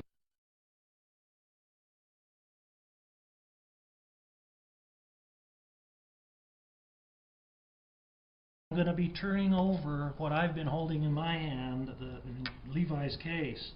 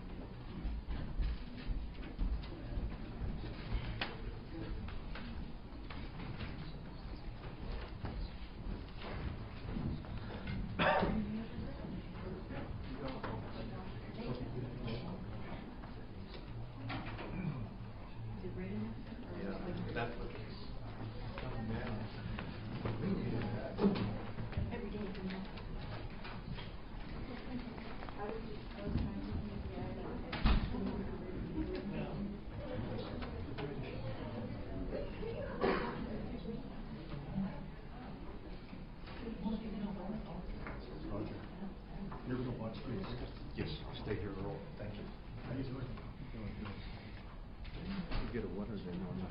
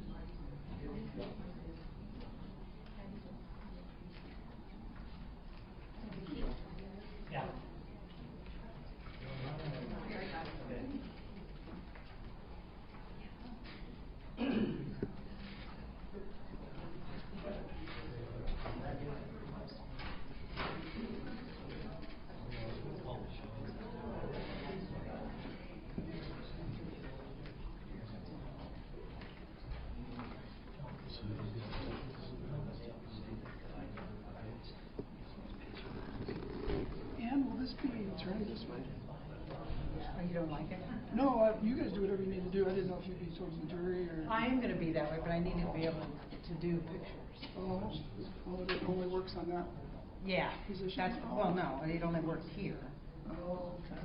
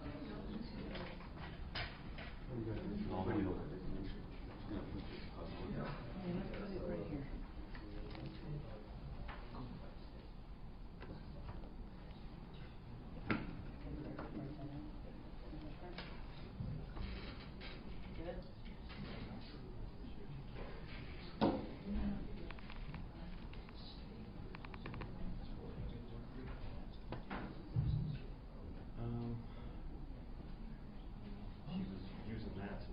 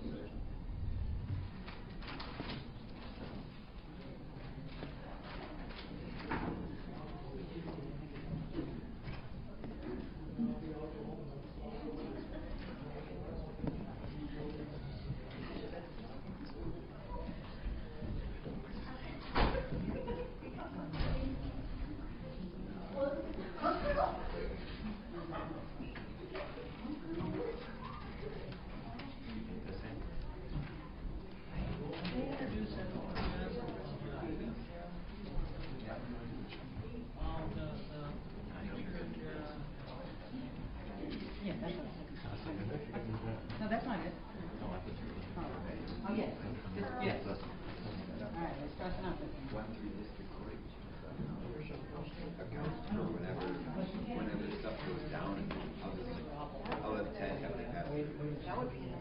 You know what, there's no, it's honest. They have Would you rather have them? Okay. And that.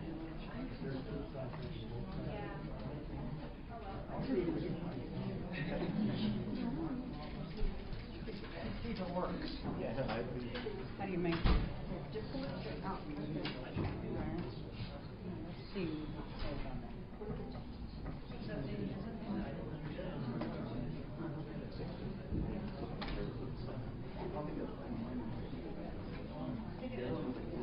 Let's put it right there. yeah, wherever you have much. Move them a little bit. That's right. Here.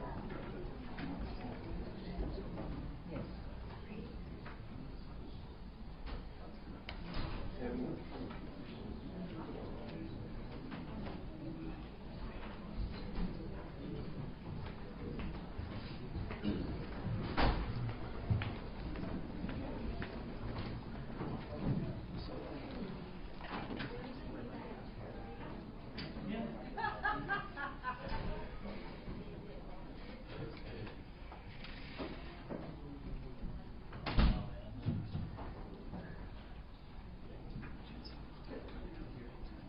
I don't think so.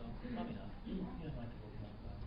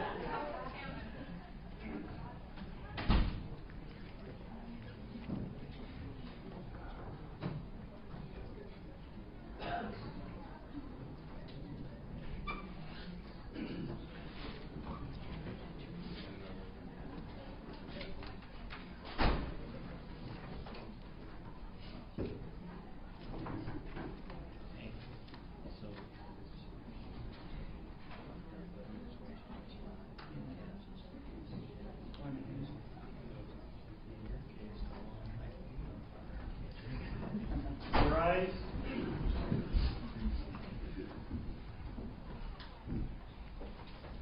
Oh, Drew.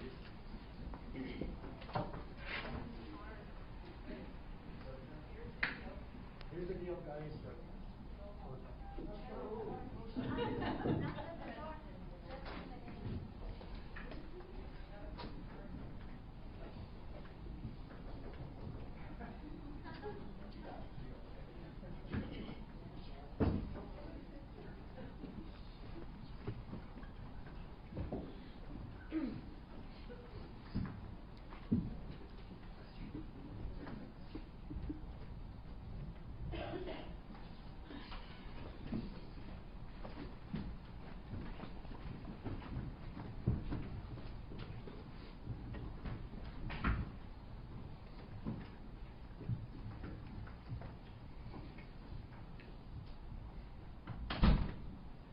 Maybe she did.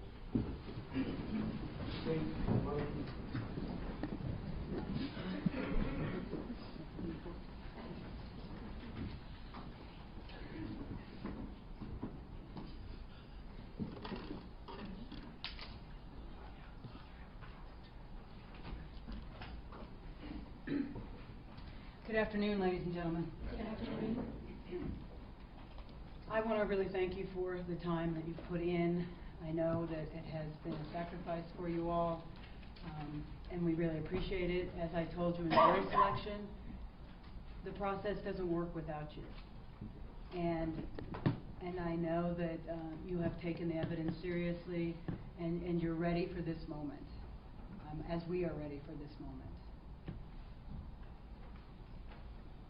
All the world's a stage, and all the men and women merely players. And to that man, to that defendant, this case was his stage, and he's tried to play everyone. And it started with Tara. Is that it? Is an exhibit, Your Honor? It is, it's in the phone.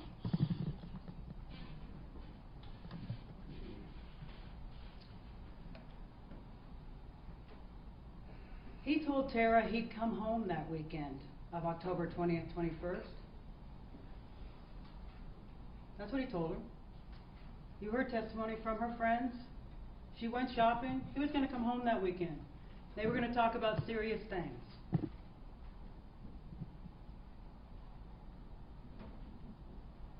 But he didn't plan on coming home that weekend. But he knew how she'd react. He'd known her for a long time.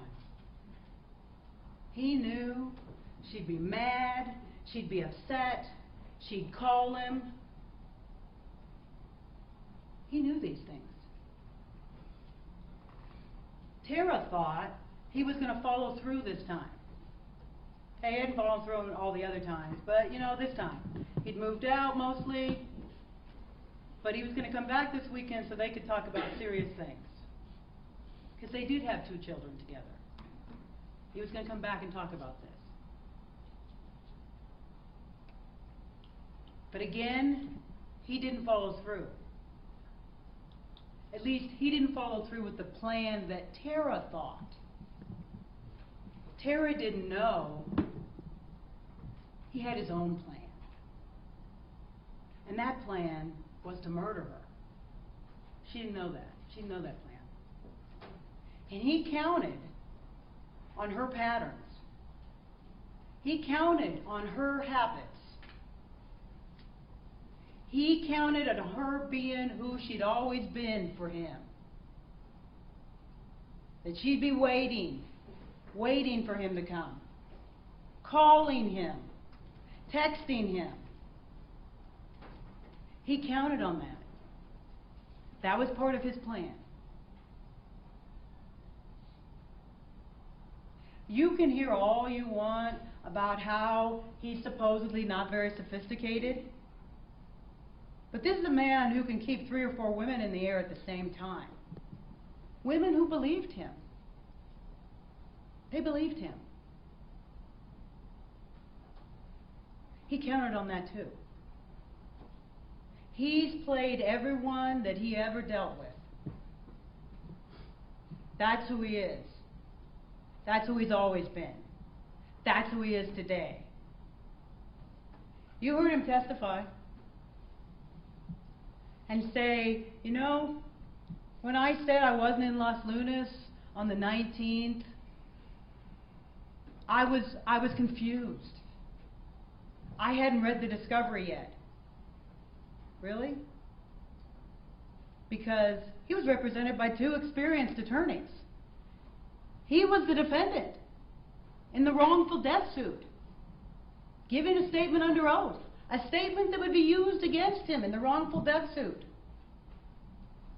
You saw how prepared he was to testify before you, ladies and gentlemen. You don't think he would have been prepared, just as prepared, in a civil suit where he could be held liable for millions? Where he had Mr. Cerna and another attorney present? Don't let him play you. You remember the evidence, the month that you've been here. So he first started with Tara. But Tara was the responsible one. She's the one who paid the bills. She's the one who balanced the checkbook. She's the one who took care of the children. She's the one who took care of the house. You look at the photos. That house is immaculate. That house isn't someone that is so severely depressed they can't get out of bed in the morning. She's working. She has friends. It's the defendant that has no friends. She has a supportive family. She has a job. She has a career. She has children. She has a life. Would she have liked it to work out with this man? Yes. But it didn't. And they would have you believe, because he didn't come home again, that she killed herself? That's not different. That's how it always is. This isn't new behavior. This has gone on since she was 15. But she was ready to move on. And she told her friends she was ready to move on. But she hoped that this weekend he would man up. And he would come over and they could talk about things. But no. He was who he is. Because everything's about Levi. It's not about Tara. It's not about his children. It's not about anybody but the defendant. That's who it's about. So the first person he played in this case was Tara.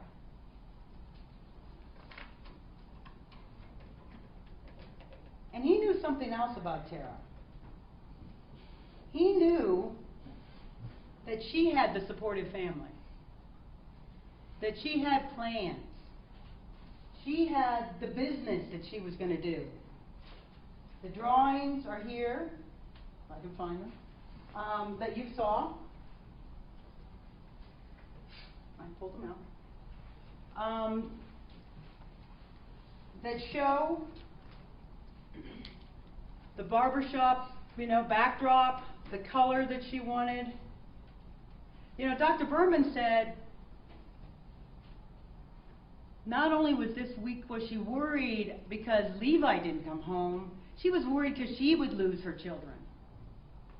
She would lose her children? She's not the one not taking care of them. She's the one at home. She's the one taking care of her children. She has a supportive family. You think that they're not going to help her if there's a divorce? But he had to know that if there was a divorce, secrets would come out. And we've learned the defendant has a lot of secrets. So he knew those things too.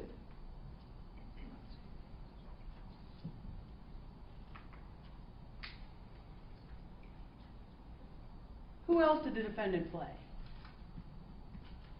He starts with the 911 operator. He tells them, and you get to hear. And I just challenge you to go past the tears and the sobbing and listen to the words. Just like when he took the stand. Go past the tears and the sobbing and listen to what he said. Because he tells that 911 operator he's a cop. And when they ask him, is there a light on outside? His answer is, my patrol unit's out front. Now, they didn't answer the question of the 911 operator, did it? But in case they hadn't gotten it, hey, I'm a cop. Send 34s. 34s is code for police. He's lived in Los Lunas for years. You heard him testify. He went to elementary school, he went to high school, he went to middle school. He grew up in Los Lunas, other than a couple of years when he lived somewhere else. He's from Los Lunas.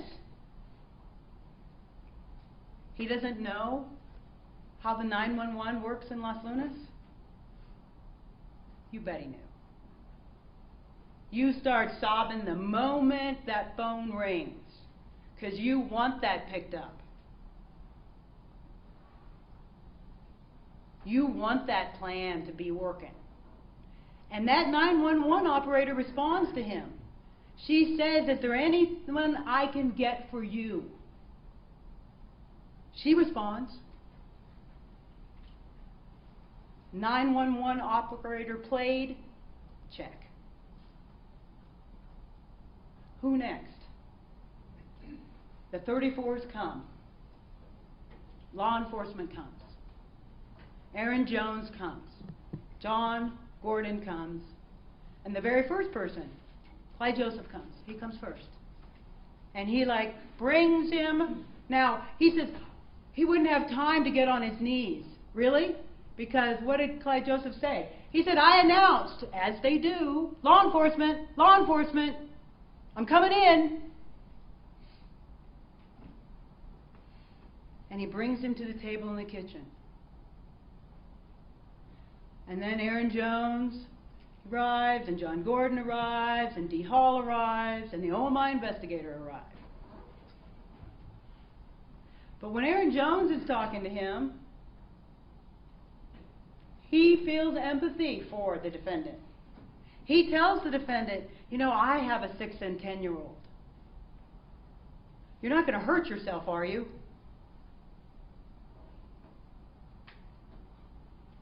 He has that scene set. You bet he stays and calls 911.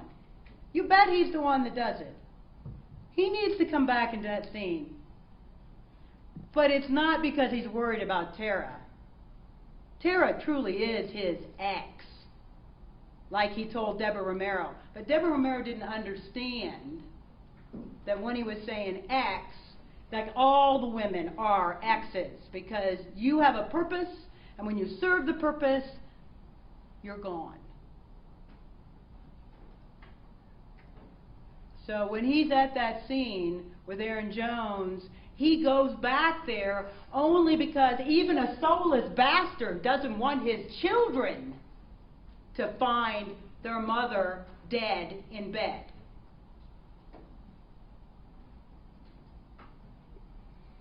Even he doesn't want that to happen. And that's why he goes there that night. Because his mother tells him, hey, Tara called in sick. And that part of his plan then was because she was supposed to go to work. And when she didn't go to work, Andrea Lucero would wonder where she was, and people would come looking for her, and they would find her. But he knows his kids are coming home. And come Sunday, 8 o'clock, he doesn't get any calls, so no one's found her. So he goes to his mother's. And then he realizes why no one's found her. No one's found her because she called in sick. And we know she's really sick. Patrick Cordova tells you that. She sounded sick. There's NyQuil, empty bottle in the trash. There's sweats that are dirty in the laundry, in the washing machine. There's no doubt she's sick. She probably is having trouble sleeping, so she does take Tylenol PM.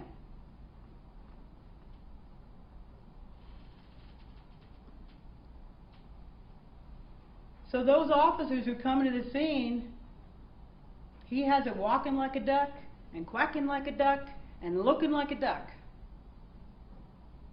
So when APD arrives, they arrive like they would for a brother officer. They send the clinical psychologist. They send the union rep. Sean O'Connell tells you that he had Rick Ingram come because he's good with these things. You know, he does the crisis response team. You know, he can be there for Levi. Those people are all coming to help Levi. They're not there about Tara. Because this is an open and shut case. And that's why he tells Joseph Cordova, don't worry. This mess will be over in a week. He's been a cop for 3 years. He comes from a family of law enforcement. He knows what kind of investigation suicides get. They're open and shut. And so at this point, his plan is working perfectly. BCSO lets APD take those sheets and give them to the funeral home and they get burned. Lets APD cut out the mattress. It gets burned. That evidence is gone. It's gone. Dee Hall tries to take photographs as best as she can. It's her first scene. And she's documenting not a murder, she's documenting a suicide. So she takes as many pictures as she can.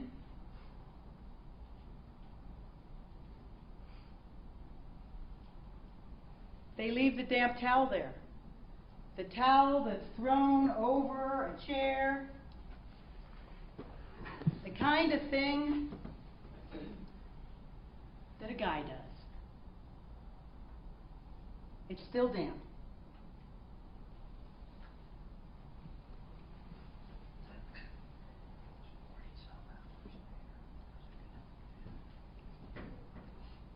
They don't take any evidence from the scene other than, he says, oh, you can take the phone. He shows them his phone and says, look, I'm so sad, I'm afraid I'm going to hurt myself text.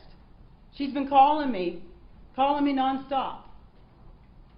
And Aaron Jones tells him, now you hang on to that and keep those voicemails. But that phone that he shows Aaron Jones that day, we don't get that phone. That phone, he says, got turned in for a warranty issue. But you heard Jody Citizen say, we don't have any records of a warranty issue coming back. But we don't have that phone. He tells Aaron Jones there are 7 or 8 texts that he got from Tara that night.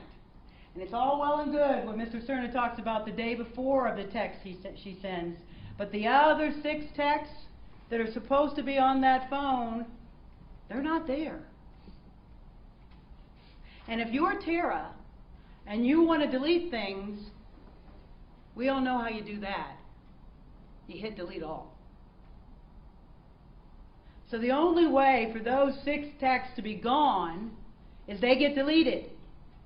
And the only person who has the motive to delete them is the defendant.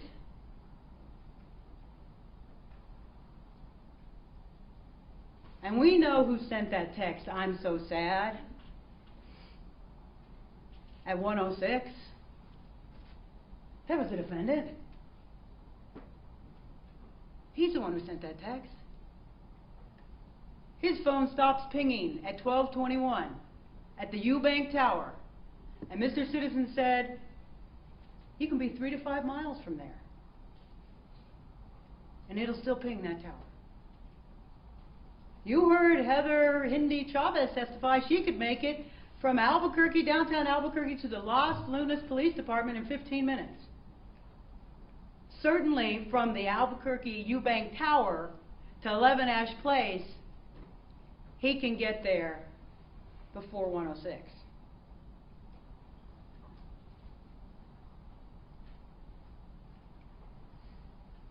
So he has these officers with him. When the OMI investigator, Patricia Sice, she testified, she had some questions. And when she goes to ask him questions, she's told by Aaron Jones, he's left with his mom. You want to talk to him? You call APD Internal Affairs.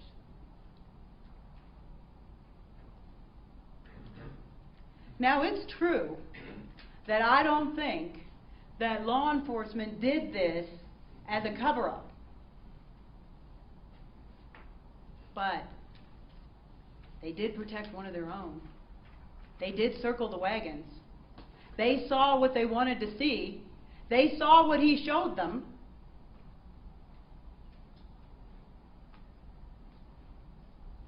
And he counted on that. You heard officer after officer testify. If it's a cop, you should believe what they say. They should be held at a higher standard. And he counted on every law enforcement officer involved in this case to believe him. That's what he counted on. And you bet he consented to have that phone, Tara's cell phone, taken. He already knew what was on it. He consented to have that laptop taken. Now, remember, a little bit later when he's meeting with Aaron Jones, he does like say, can I have that laptop back? Because he worries that maybe there was something on there. He wiped it. He's the one who deleted those thousands of temporary files on October 14th and 15th.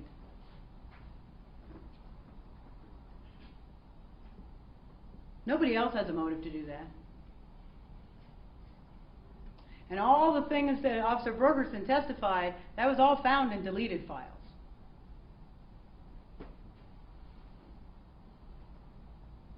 But that plan worked. He got released from that scene, and it got closed down at 2 a.m. It's done. They get called at 9 p.m., and 2 a.m. on October 22nd, we've closed that puppy down. It's over.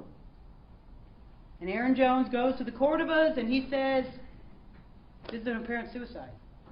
And they tell him all the reasons why it's not, and he's like, I'm telling you, this is suicide. And then he goes to oh my. And Dr. McFeely tells you. He didn't say anything other than it was a suicide. Everything she had said, it's a suicide. So when they do that autopsy, looks like a suicide. Suicide. So far, the plan is golden. It's golden. And he tells Aaron Jones, I was with Deborah. Now, you can listen to it, because I know we listened to it like 30 times before we really realized that what he was saying is she will fucking freak. But when you listen to it, it sounds like she's a fucking freak.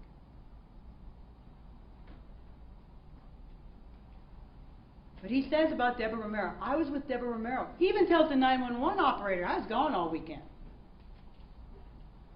I'm with Deborah.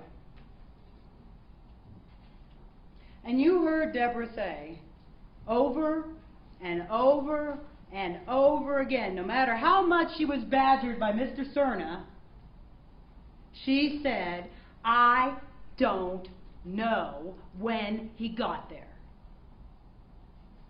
And that very same transcript, the portion that Mr. Cerna read to you, that was the same transcript that the Mr. McKay used and said to her, like on this page 32 and this page 34, what did you say? I don't know. Because she didn't know. This was the first weekend that he'd ever stayed the night. That's what Deborah said. She'd tried to have it happen before, but this was the first time that it happened. And you sleep different if you know they're coming over at 1 o'clock in the morning and you're going to have sex and then they're going to leave, versus they're coming over and they're staying. They wake, you know, I'm here, and you go into bed. Because you got the weekend.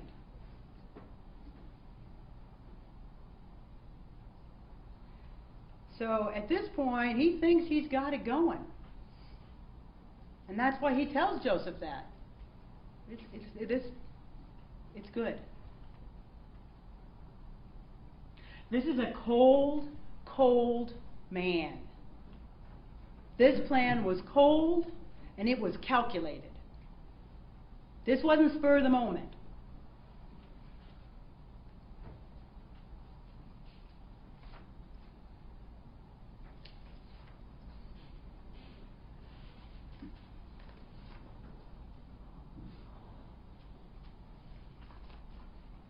You know, and it's not just the law enforcement at the scene that he was counting on covering for him, having his back, saying good things. He counted on not just Deborah Romero, who was also an APD officer, but he counted on Russell Perea. The only way Russell Perea testified was under immunity. He wouldn't say a word without immunity. Nothing.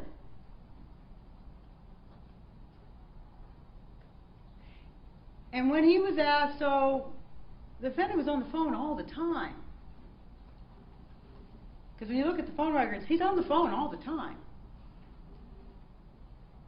But it wasn't my business. I ain't paying attention to that. And yes, Sergeant Morris comes and says, you know, he was punctual, he was polite. Okay.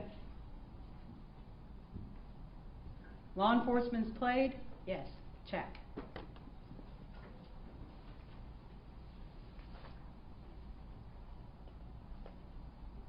You know, he didn't play just law enforcement.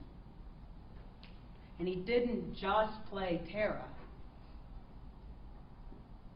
He played all the women in his life.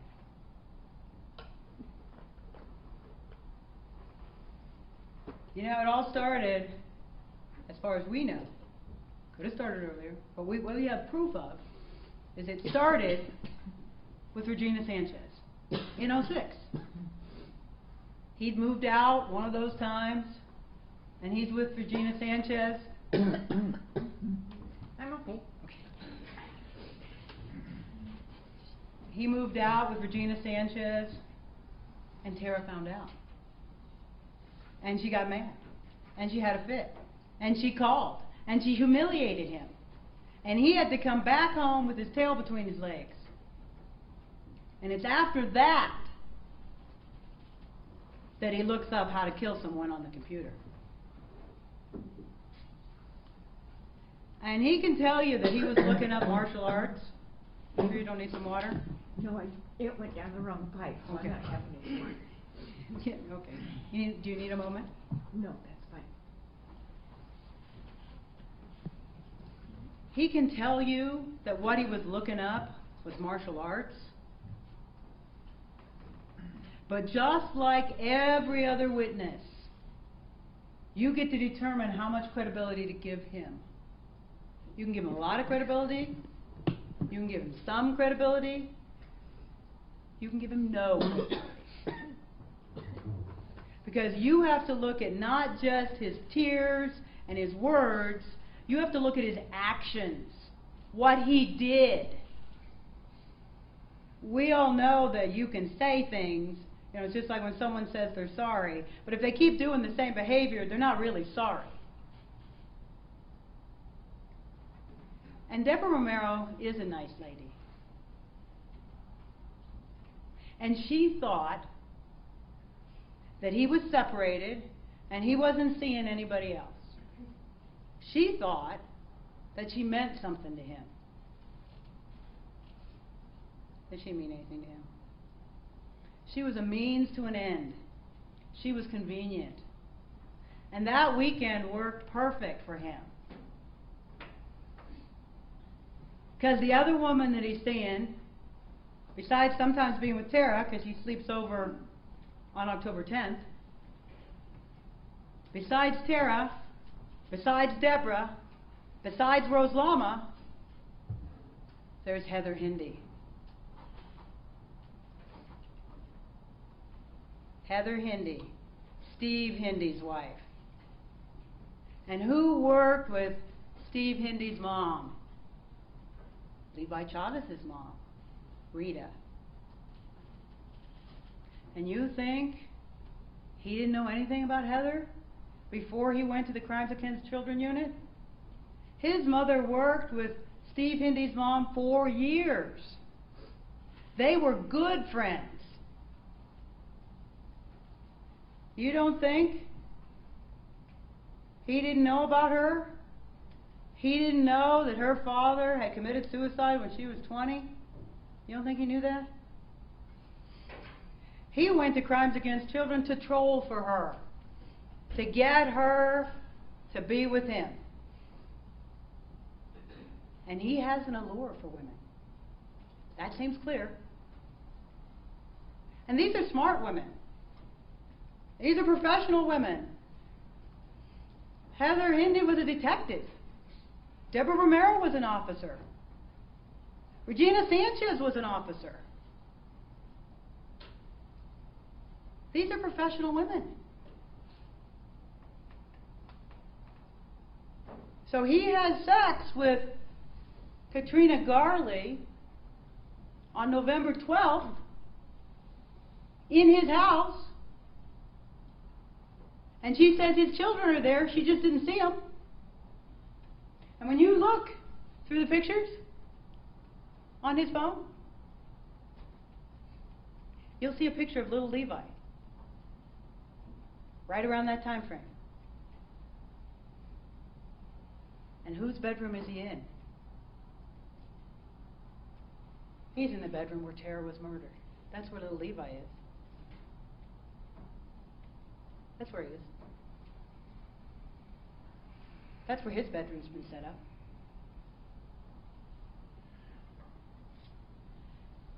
Two days after he is having sex with Katrina Garley at 11 Ash Place, and by the way, when he had that, he was a victim. She was lustful in her advances, and what could he do? Because the defendant always is a victim. 2 days after, on November 14th, that text comes in from Heather Hindy. Detective Chavez with homicide. And it's the one area that neither Heather nor Levi can weasel out of. Because in their civil deposition for Heather, they asked follow-up. When they got that text and they questioned Heather, they said, "What did you mean when you said Detective Chavez?" And she said it meant marrying Levi. Tara's been dead 3 weeks. And what did the homicide part mean? It meant me, Heather Hindy, becoming a homicide detective. And that's at the same time that he's having 400 phone calls with Deborah Romero. This is a changed man?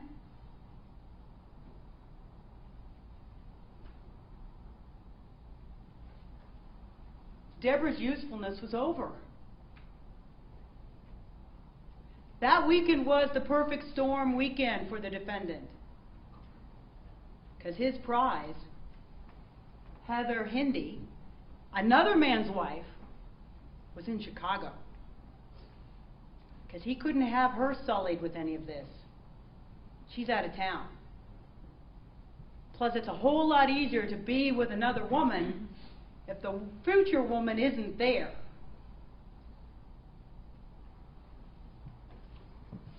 Heather's perfect. She's beautiful. She'll be sympathetic to a man whose wife has killed herself with 2 small children to care for. She has money. Her family has a house in Phoenix. They have a house in Chicago. They paid for a trip to Phoenix. They paid for 10 days to the Caribbean for him, for Heather, for their children. She's perfect. Because this man isn't going to spend a minute alone. He had all this going. This was a plan. This was cold. This was calculated. This was premeditated.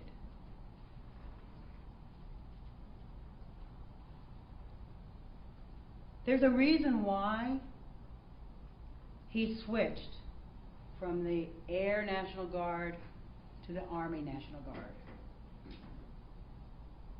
And he did this before he killed his wife. He'd only been with the Air National Guard a few months. But he needed to know if there was a suicide clause. Because that $100,000, it would come in handy. But you can't call, because those calls are recorded, and say, by the way, do you cover suicide? And then a few months later, your wife commits suicide. There's going to be questions. And really, who switches from the Air National Guard to the Army? He didn't do it for deployment, because he only did it for a year. That's not why he did it. He did it because when you switch, you have to fill out all the forms all over again. You get to read all the forms. You get to find out for sure that suicide is covered. That's why he switched. That's why he switched.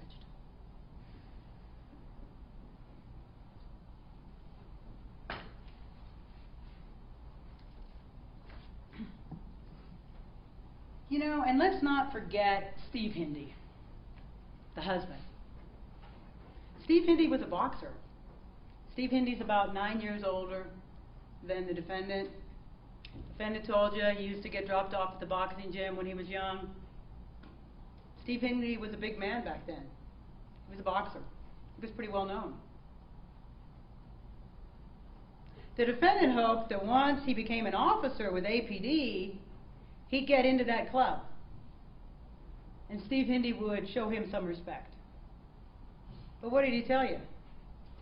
When he saw Steve Hindy in court, he didn't know him, and he didn't give him the time of day. It's icing on the cake to be able to take Steve Hindy's life.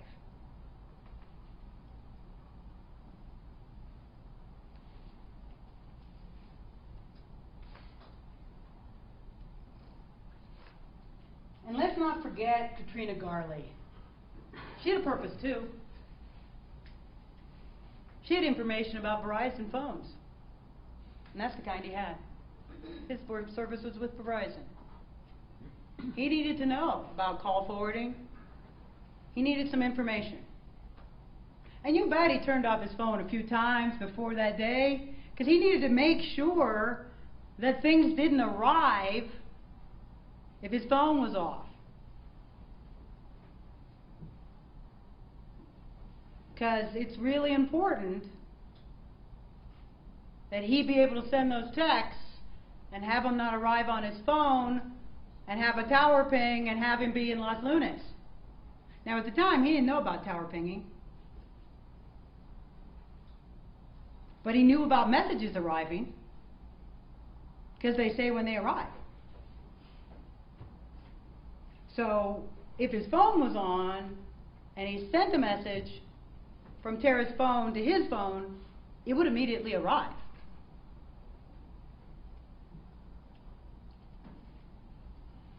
So he used her too. And when he was done, he discarded her. Like he discards everyone.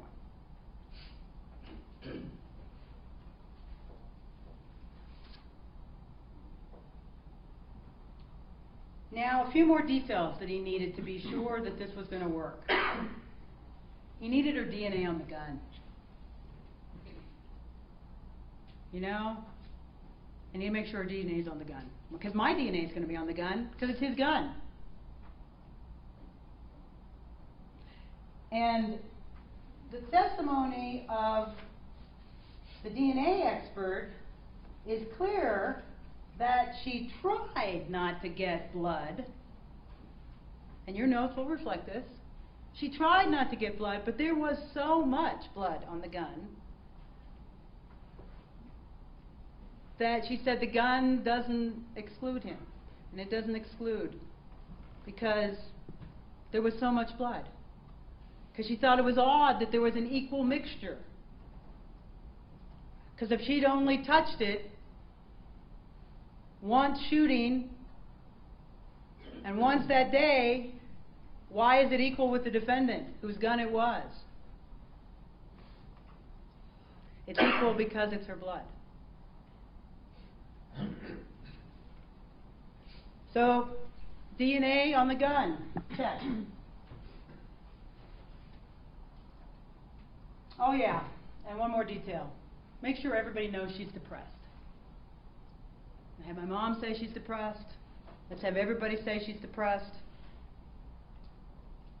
But you know, when you look at those cell records, those texts from '06 that got in through Virginia Bateman, I want you to notice something really interesting. There's no inbox. It's clear, their experts said that's a conversation between him and the defendant, who had to admit that that phone number, the phone, he didn't have another number. That's what he told Aaron Jones. I never had another number. I always had the 270 number. But that's a different phone number. Hers ends in 83, and that one ends in 82.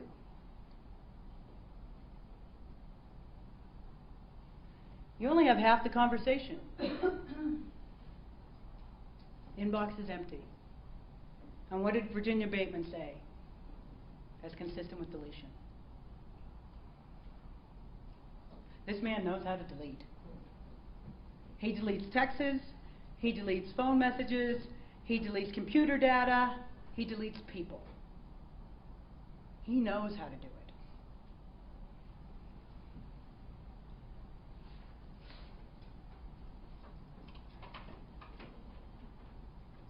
So let's walk through that night. Let's walk through it with this gun.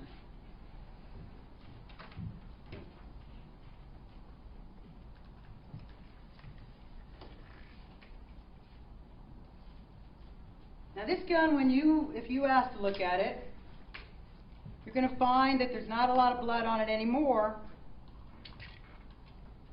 It's been around for a long time. Nope, it's a big gun. It's not a girl gun. You heard people in jury selection talk about changed gun, smaller grip. This is a big gun. Why this gun? Why this gun? This gun is the throwaway gun. This gun belongs to APD. He didn't buy this gun. This is APD's gun. Not the Kimber. Not his .38. Those are guns he bought. This is fine, this gun stays. Because you heard him with derision talking about, well, I only paid Rio Rancho. You know, I'm not going to pay the government unless they sue me. That's what he had to admit. He didn't just come to an agreement with Rio Rancho. They had to sue him, even though he breached the contract. They paid for him to go to the academy. And when he breached the contract, he doesn't man up and agree to pay. No, he waits till they sue him. You know, sometimes it's in the little things that trip people up. And this is one of those. Really? Leave the .38. Talk about leaving the .38. But the truth is, he didn't leave anything. He didn't leave this gun. He had it with him. He came that night after work, and he got there about a little after 1 o'clock in the morning, and that's when he looked in the window. That's when he looked in the window. That's when he looked. Not at 9 o'clock the next day. He didn't need to look at 9 o'clock the next day. Why does he back in his unit on 9 o'clock that evening? Why does he do that? He's so worried about Tara, but he takes the time to back in his unit? And he's so worried he doesn't have a gun on him? He just has his backup gun on his ankle? Really? That's what an experienced law enforcement officer does? No. It's the night before, at 1 o'clock in the morning, not 9 p.m. It's 1 o'clock in the morning, just after 1, that he comes home and looks in that window. And he sees what he expects to see, because he knows Tara. She falls asleep watching TV. He knows she's been calling nonstop. And he walks in with his gun on, and he walks over to the bed. It's right here. She's sitting right there. And he steps over to her, and he sits down, and she has the clicker in one hand, the remote, and in the other hand, her phone. And her eyes are closed.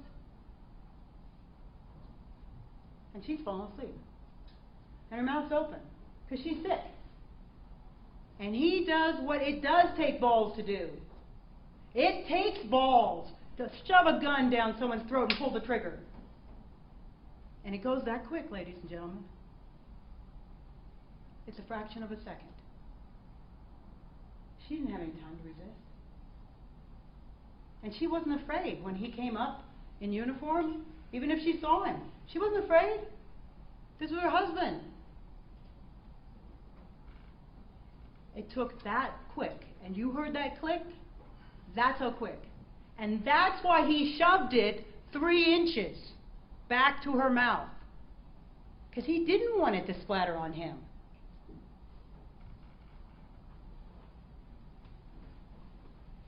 And he didn't have a lot of time to think after that, because it's like, what if a neighbor heard? What if someone calls 911?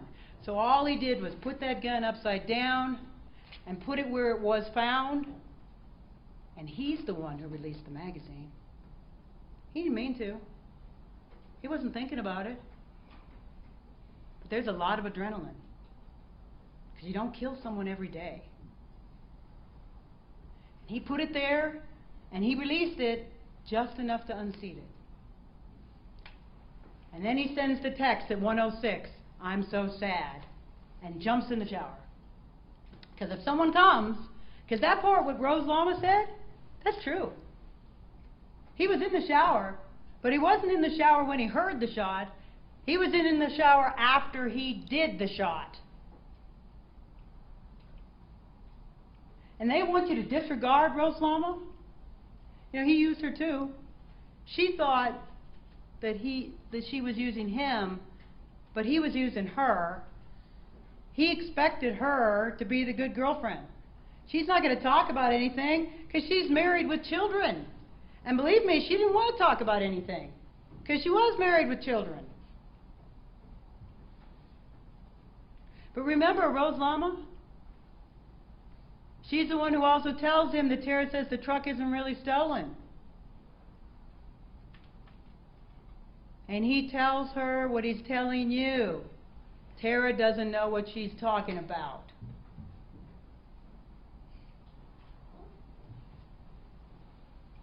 She did exactly what a good girlfriend would do. You learn information, you tell it to your little boyfriend. Hey, Tara's saying this. And there's a call to the Insurance Fraud Bureau from Style America about Levi's stolen truck.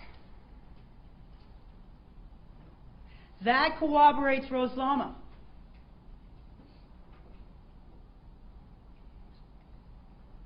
He can say all he wants about she was pending these charges. Really? And that's why she said that? Really? She was at a civil deposition. No prosecutors, no cops, bunch of civil lawyers. But she was under oath. And that's why she told. And she was hoping that day would never come. That this investigation would go away and she'd never have to say anything. Because she didn't want to, any more than Deborah Romero wanted to, any more than Katrina Garley wanted to, any more than Regina Sanchez wanted to, any more than Heather Hindy wanted to. They all wanted it to go away.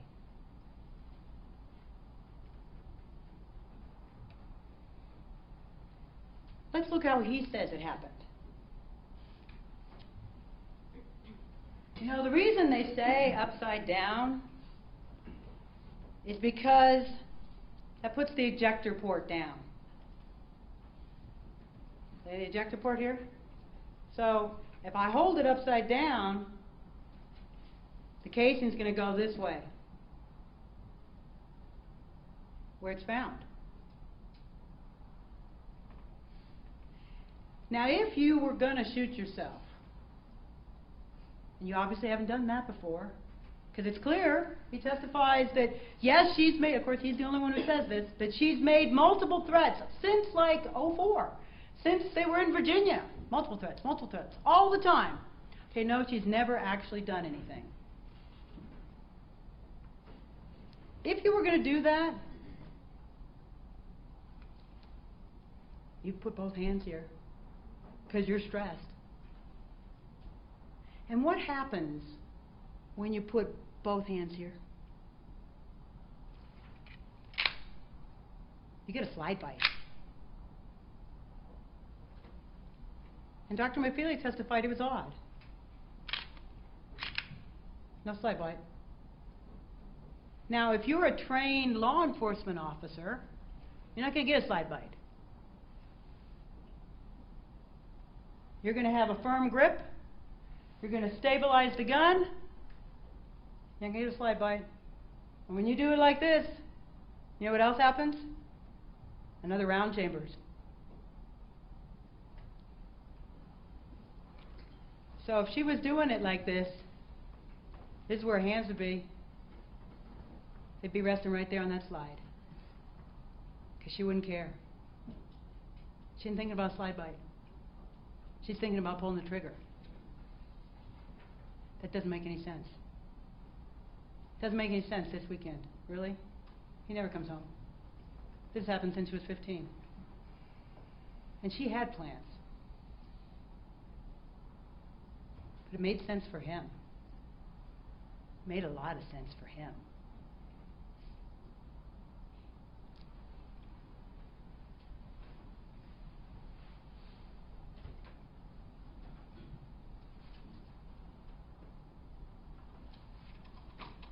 So let's talk about the magazine being unseated. Because Mr. Cerna says you can't believe Aaron Jones. Because he's, because at one point his plan fell apart and it didn't go away. And Aaron Jones was like a dog with a bone on this case. And maybe he is a dog with a bone on a lot of cases. But we all know there is a lot of dirty cops out there. And we want someone to go that extra mile. And if it was our loved one, we'd want that. And you bet when he got stonewalled, he told the court of us, you know what, you need to file a civil suit. Because that'll make him come in. That'll make him answer questions. And when he did, the information came rolling in.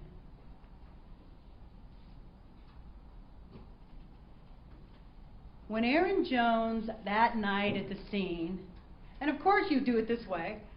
You do it this way first. You always are going to check this way first. Because you don't want to destroy any evidence that might be there. So you pull on it. And it was gross. And he pulled it out. But he's not a crime scene guy. He's not a gun guy. He's just a regular cop. And it meant nothing to him. Because if it had meant something to him, when he went to Oh My, and he talked to Dr. McFeely, he'd have said, hey Doc, there was an odd thing at the scene. When I pulled the magazine out of the gun, it just came out. How quick did she die? Could she have put pressure on the magazine release and released it? He didn't say anything to the doctor. But we know if he had, she'd have said it takes 0 pounds of pressure. She could do none. And it's all well and good for Mr. Cerna to talk about Dr. Wetley's 3 suicide example with revolvers. This wasn't a revolver. This is a semi-automatic that took over 5 pounds of direct pressure to release the magazine. And it didn't mean anything to Aaron Jones until one day Mark Radosevich, he's looking at the photos. There's not quite a 90-degree photo, but it looks to him like the magazine's unseated. So he calls Aaron Jones and says, hey, open-ended questions. Who got the gun at the scene? I did. How'd you remove the magazine? Well, it was gross. I pulled it out and it came out. Did you push the magazine release? No, it just came out. Mark Radosevich knew that was important.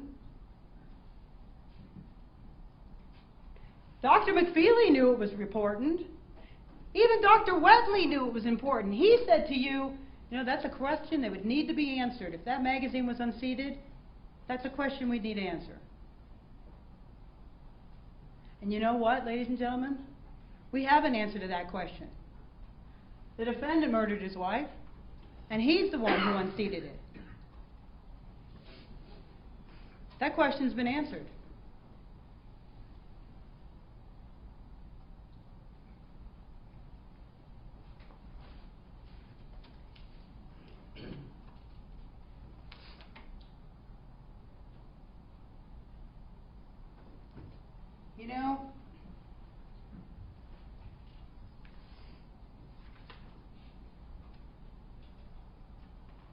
There was one thing that the defendant was right about,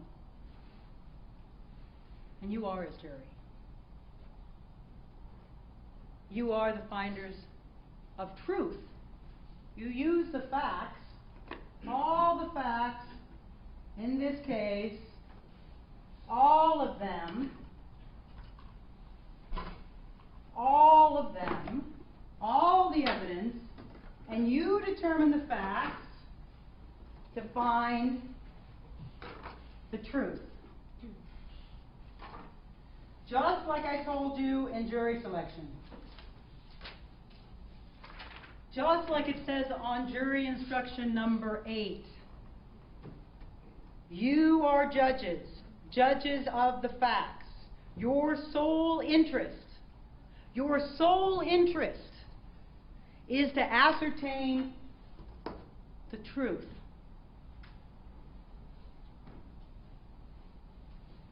That's your interest. The truth. I never misled you with this puzzle. I told you from the beginning that you'd have to decide two things in this case. Was this a suicide or a homicide, and whether the defendant did it? I told you that from the beginning.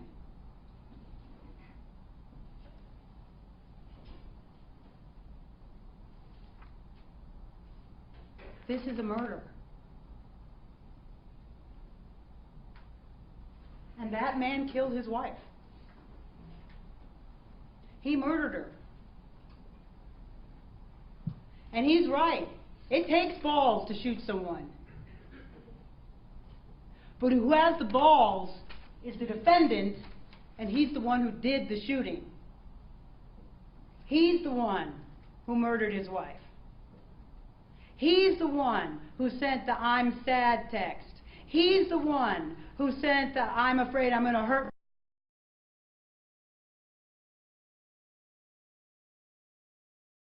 to Deborah Romero's. He's the one who put his stubblings in that trash can. He's the one who did that. And that's why he said, give me gunshot residue case. Check me for powder. Because he knew he didn't have anything on him, including the stubble from his hair.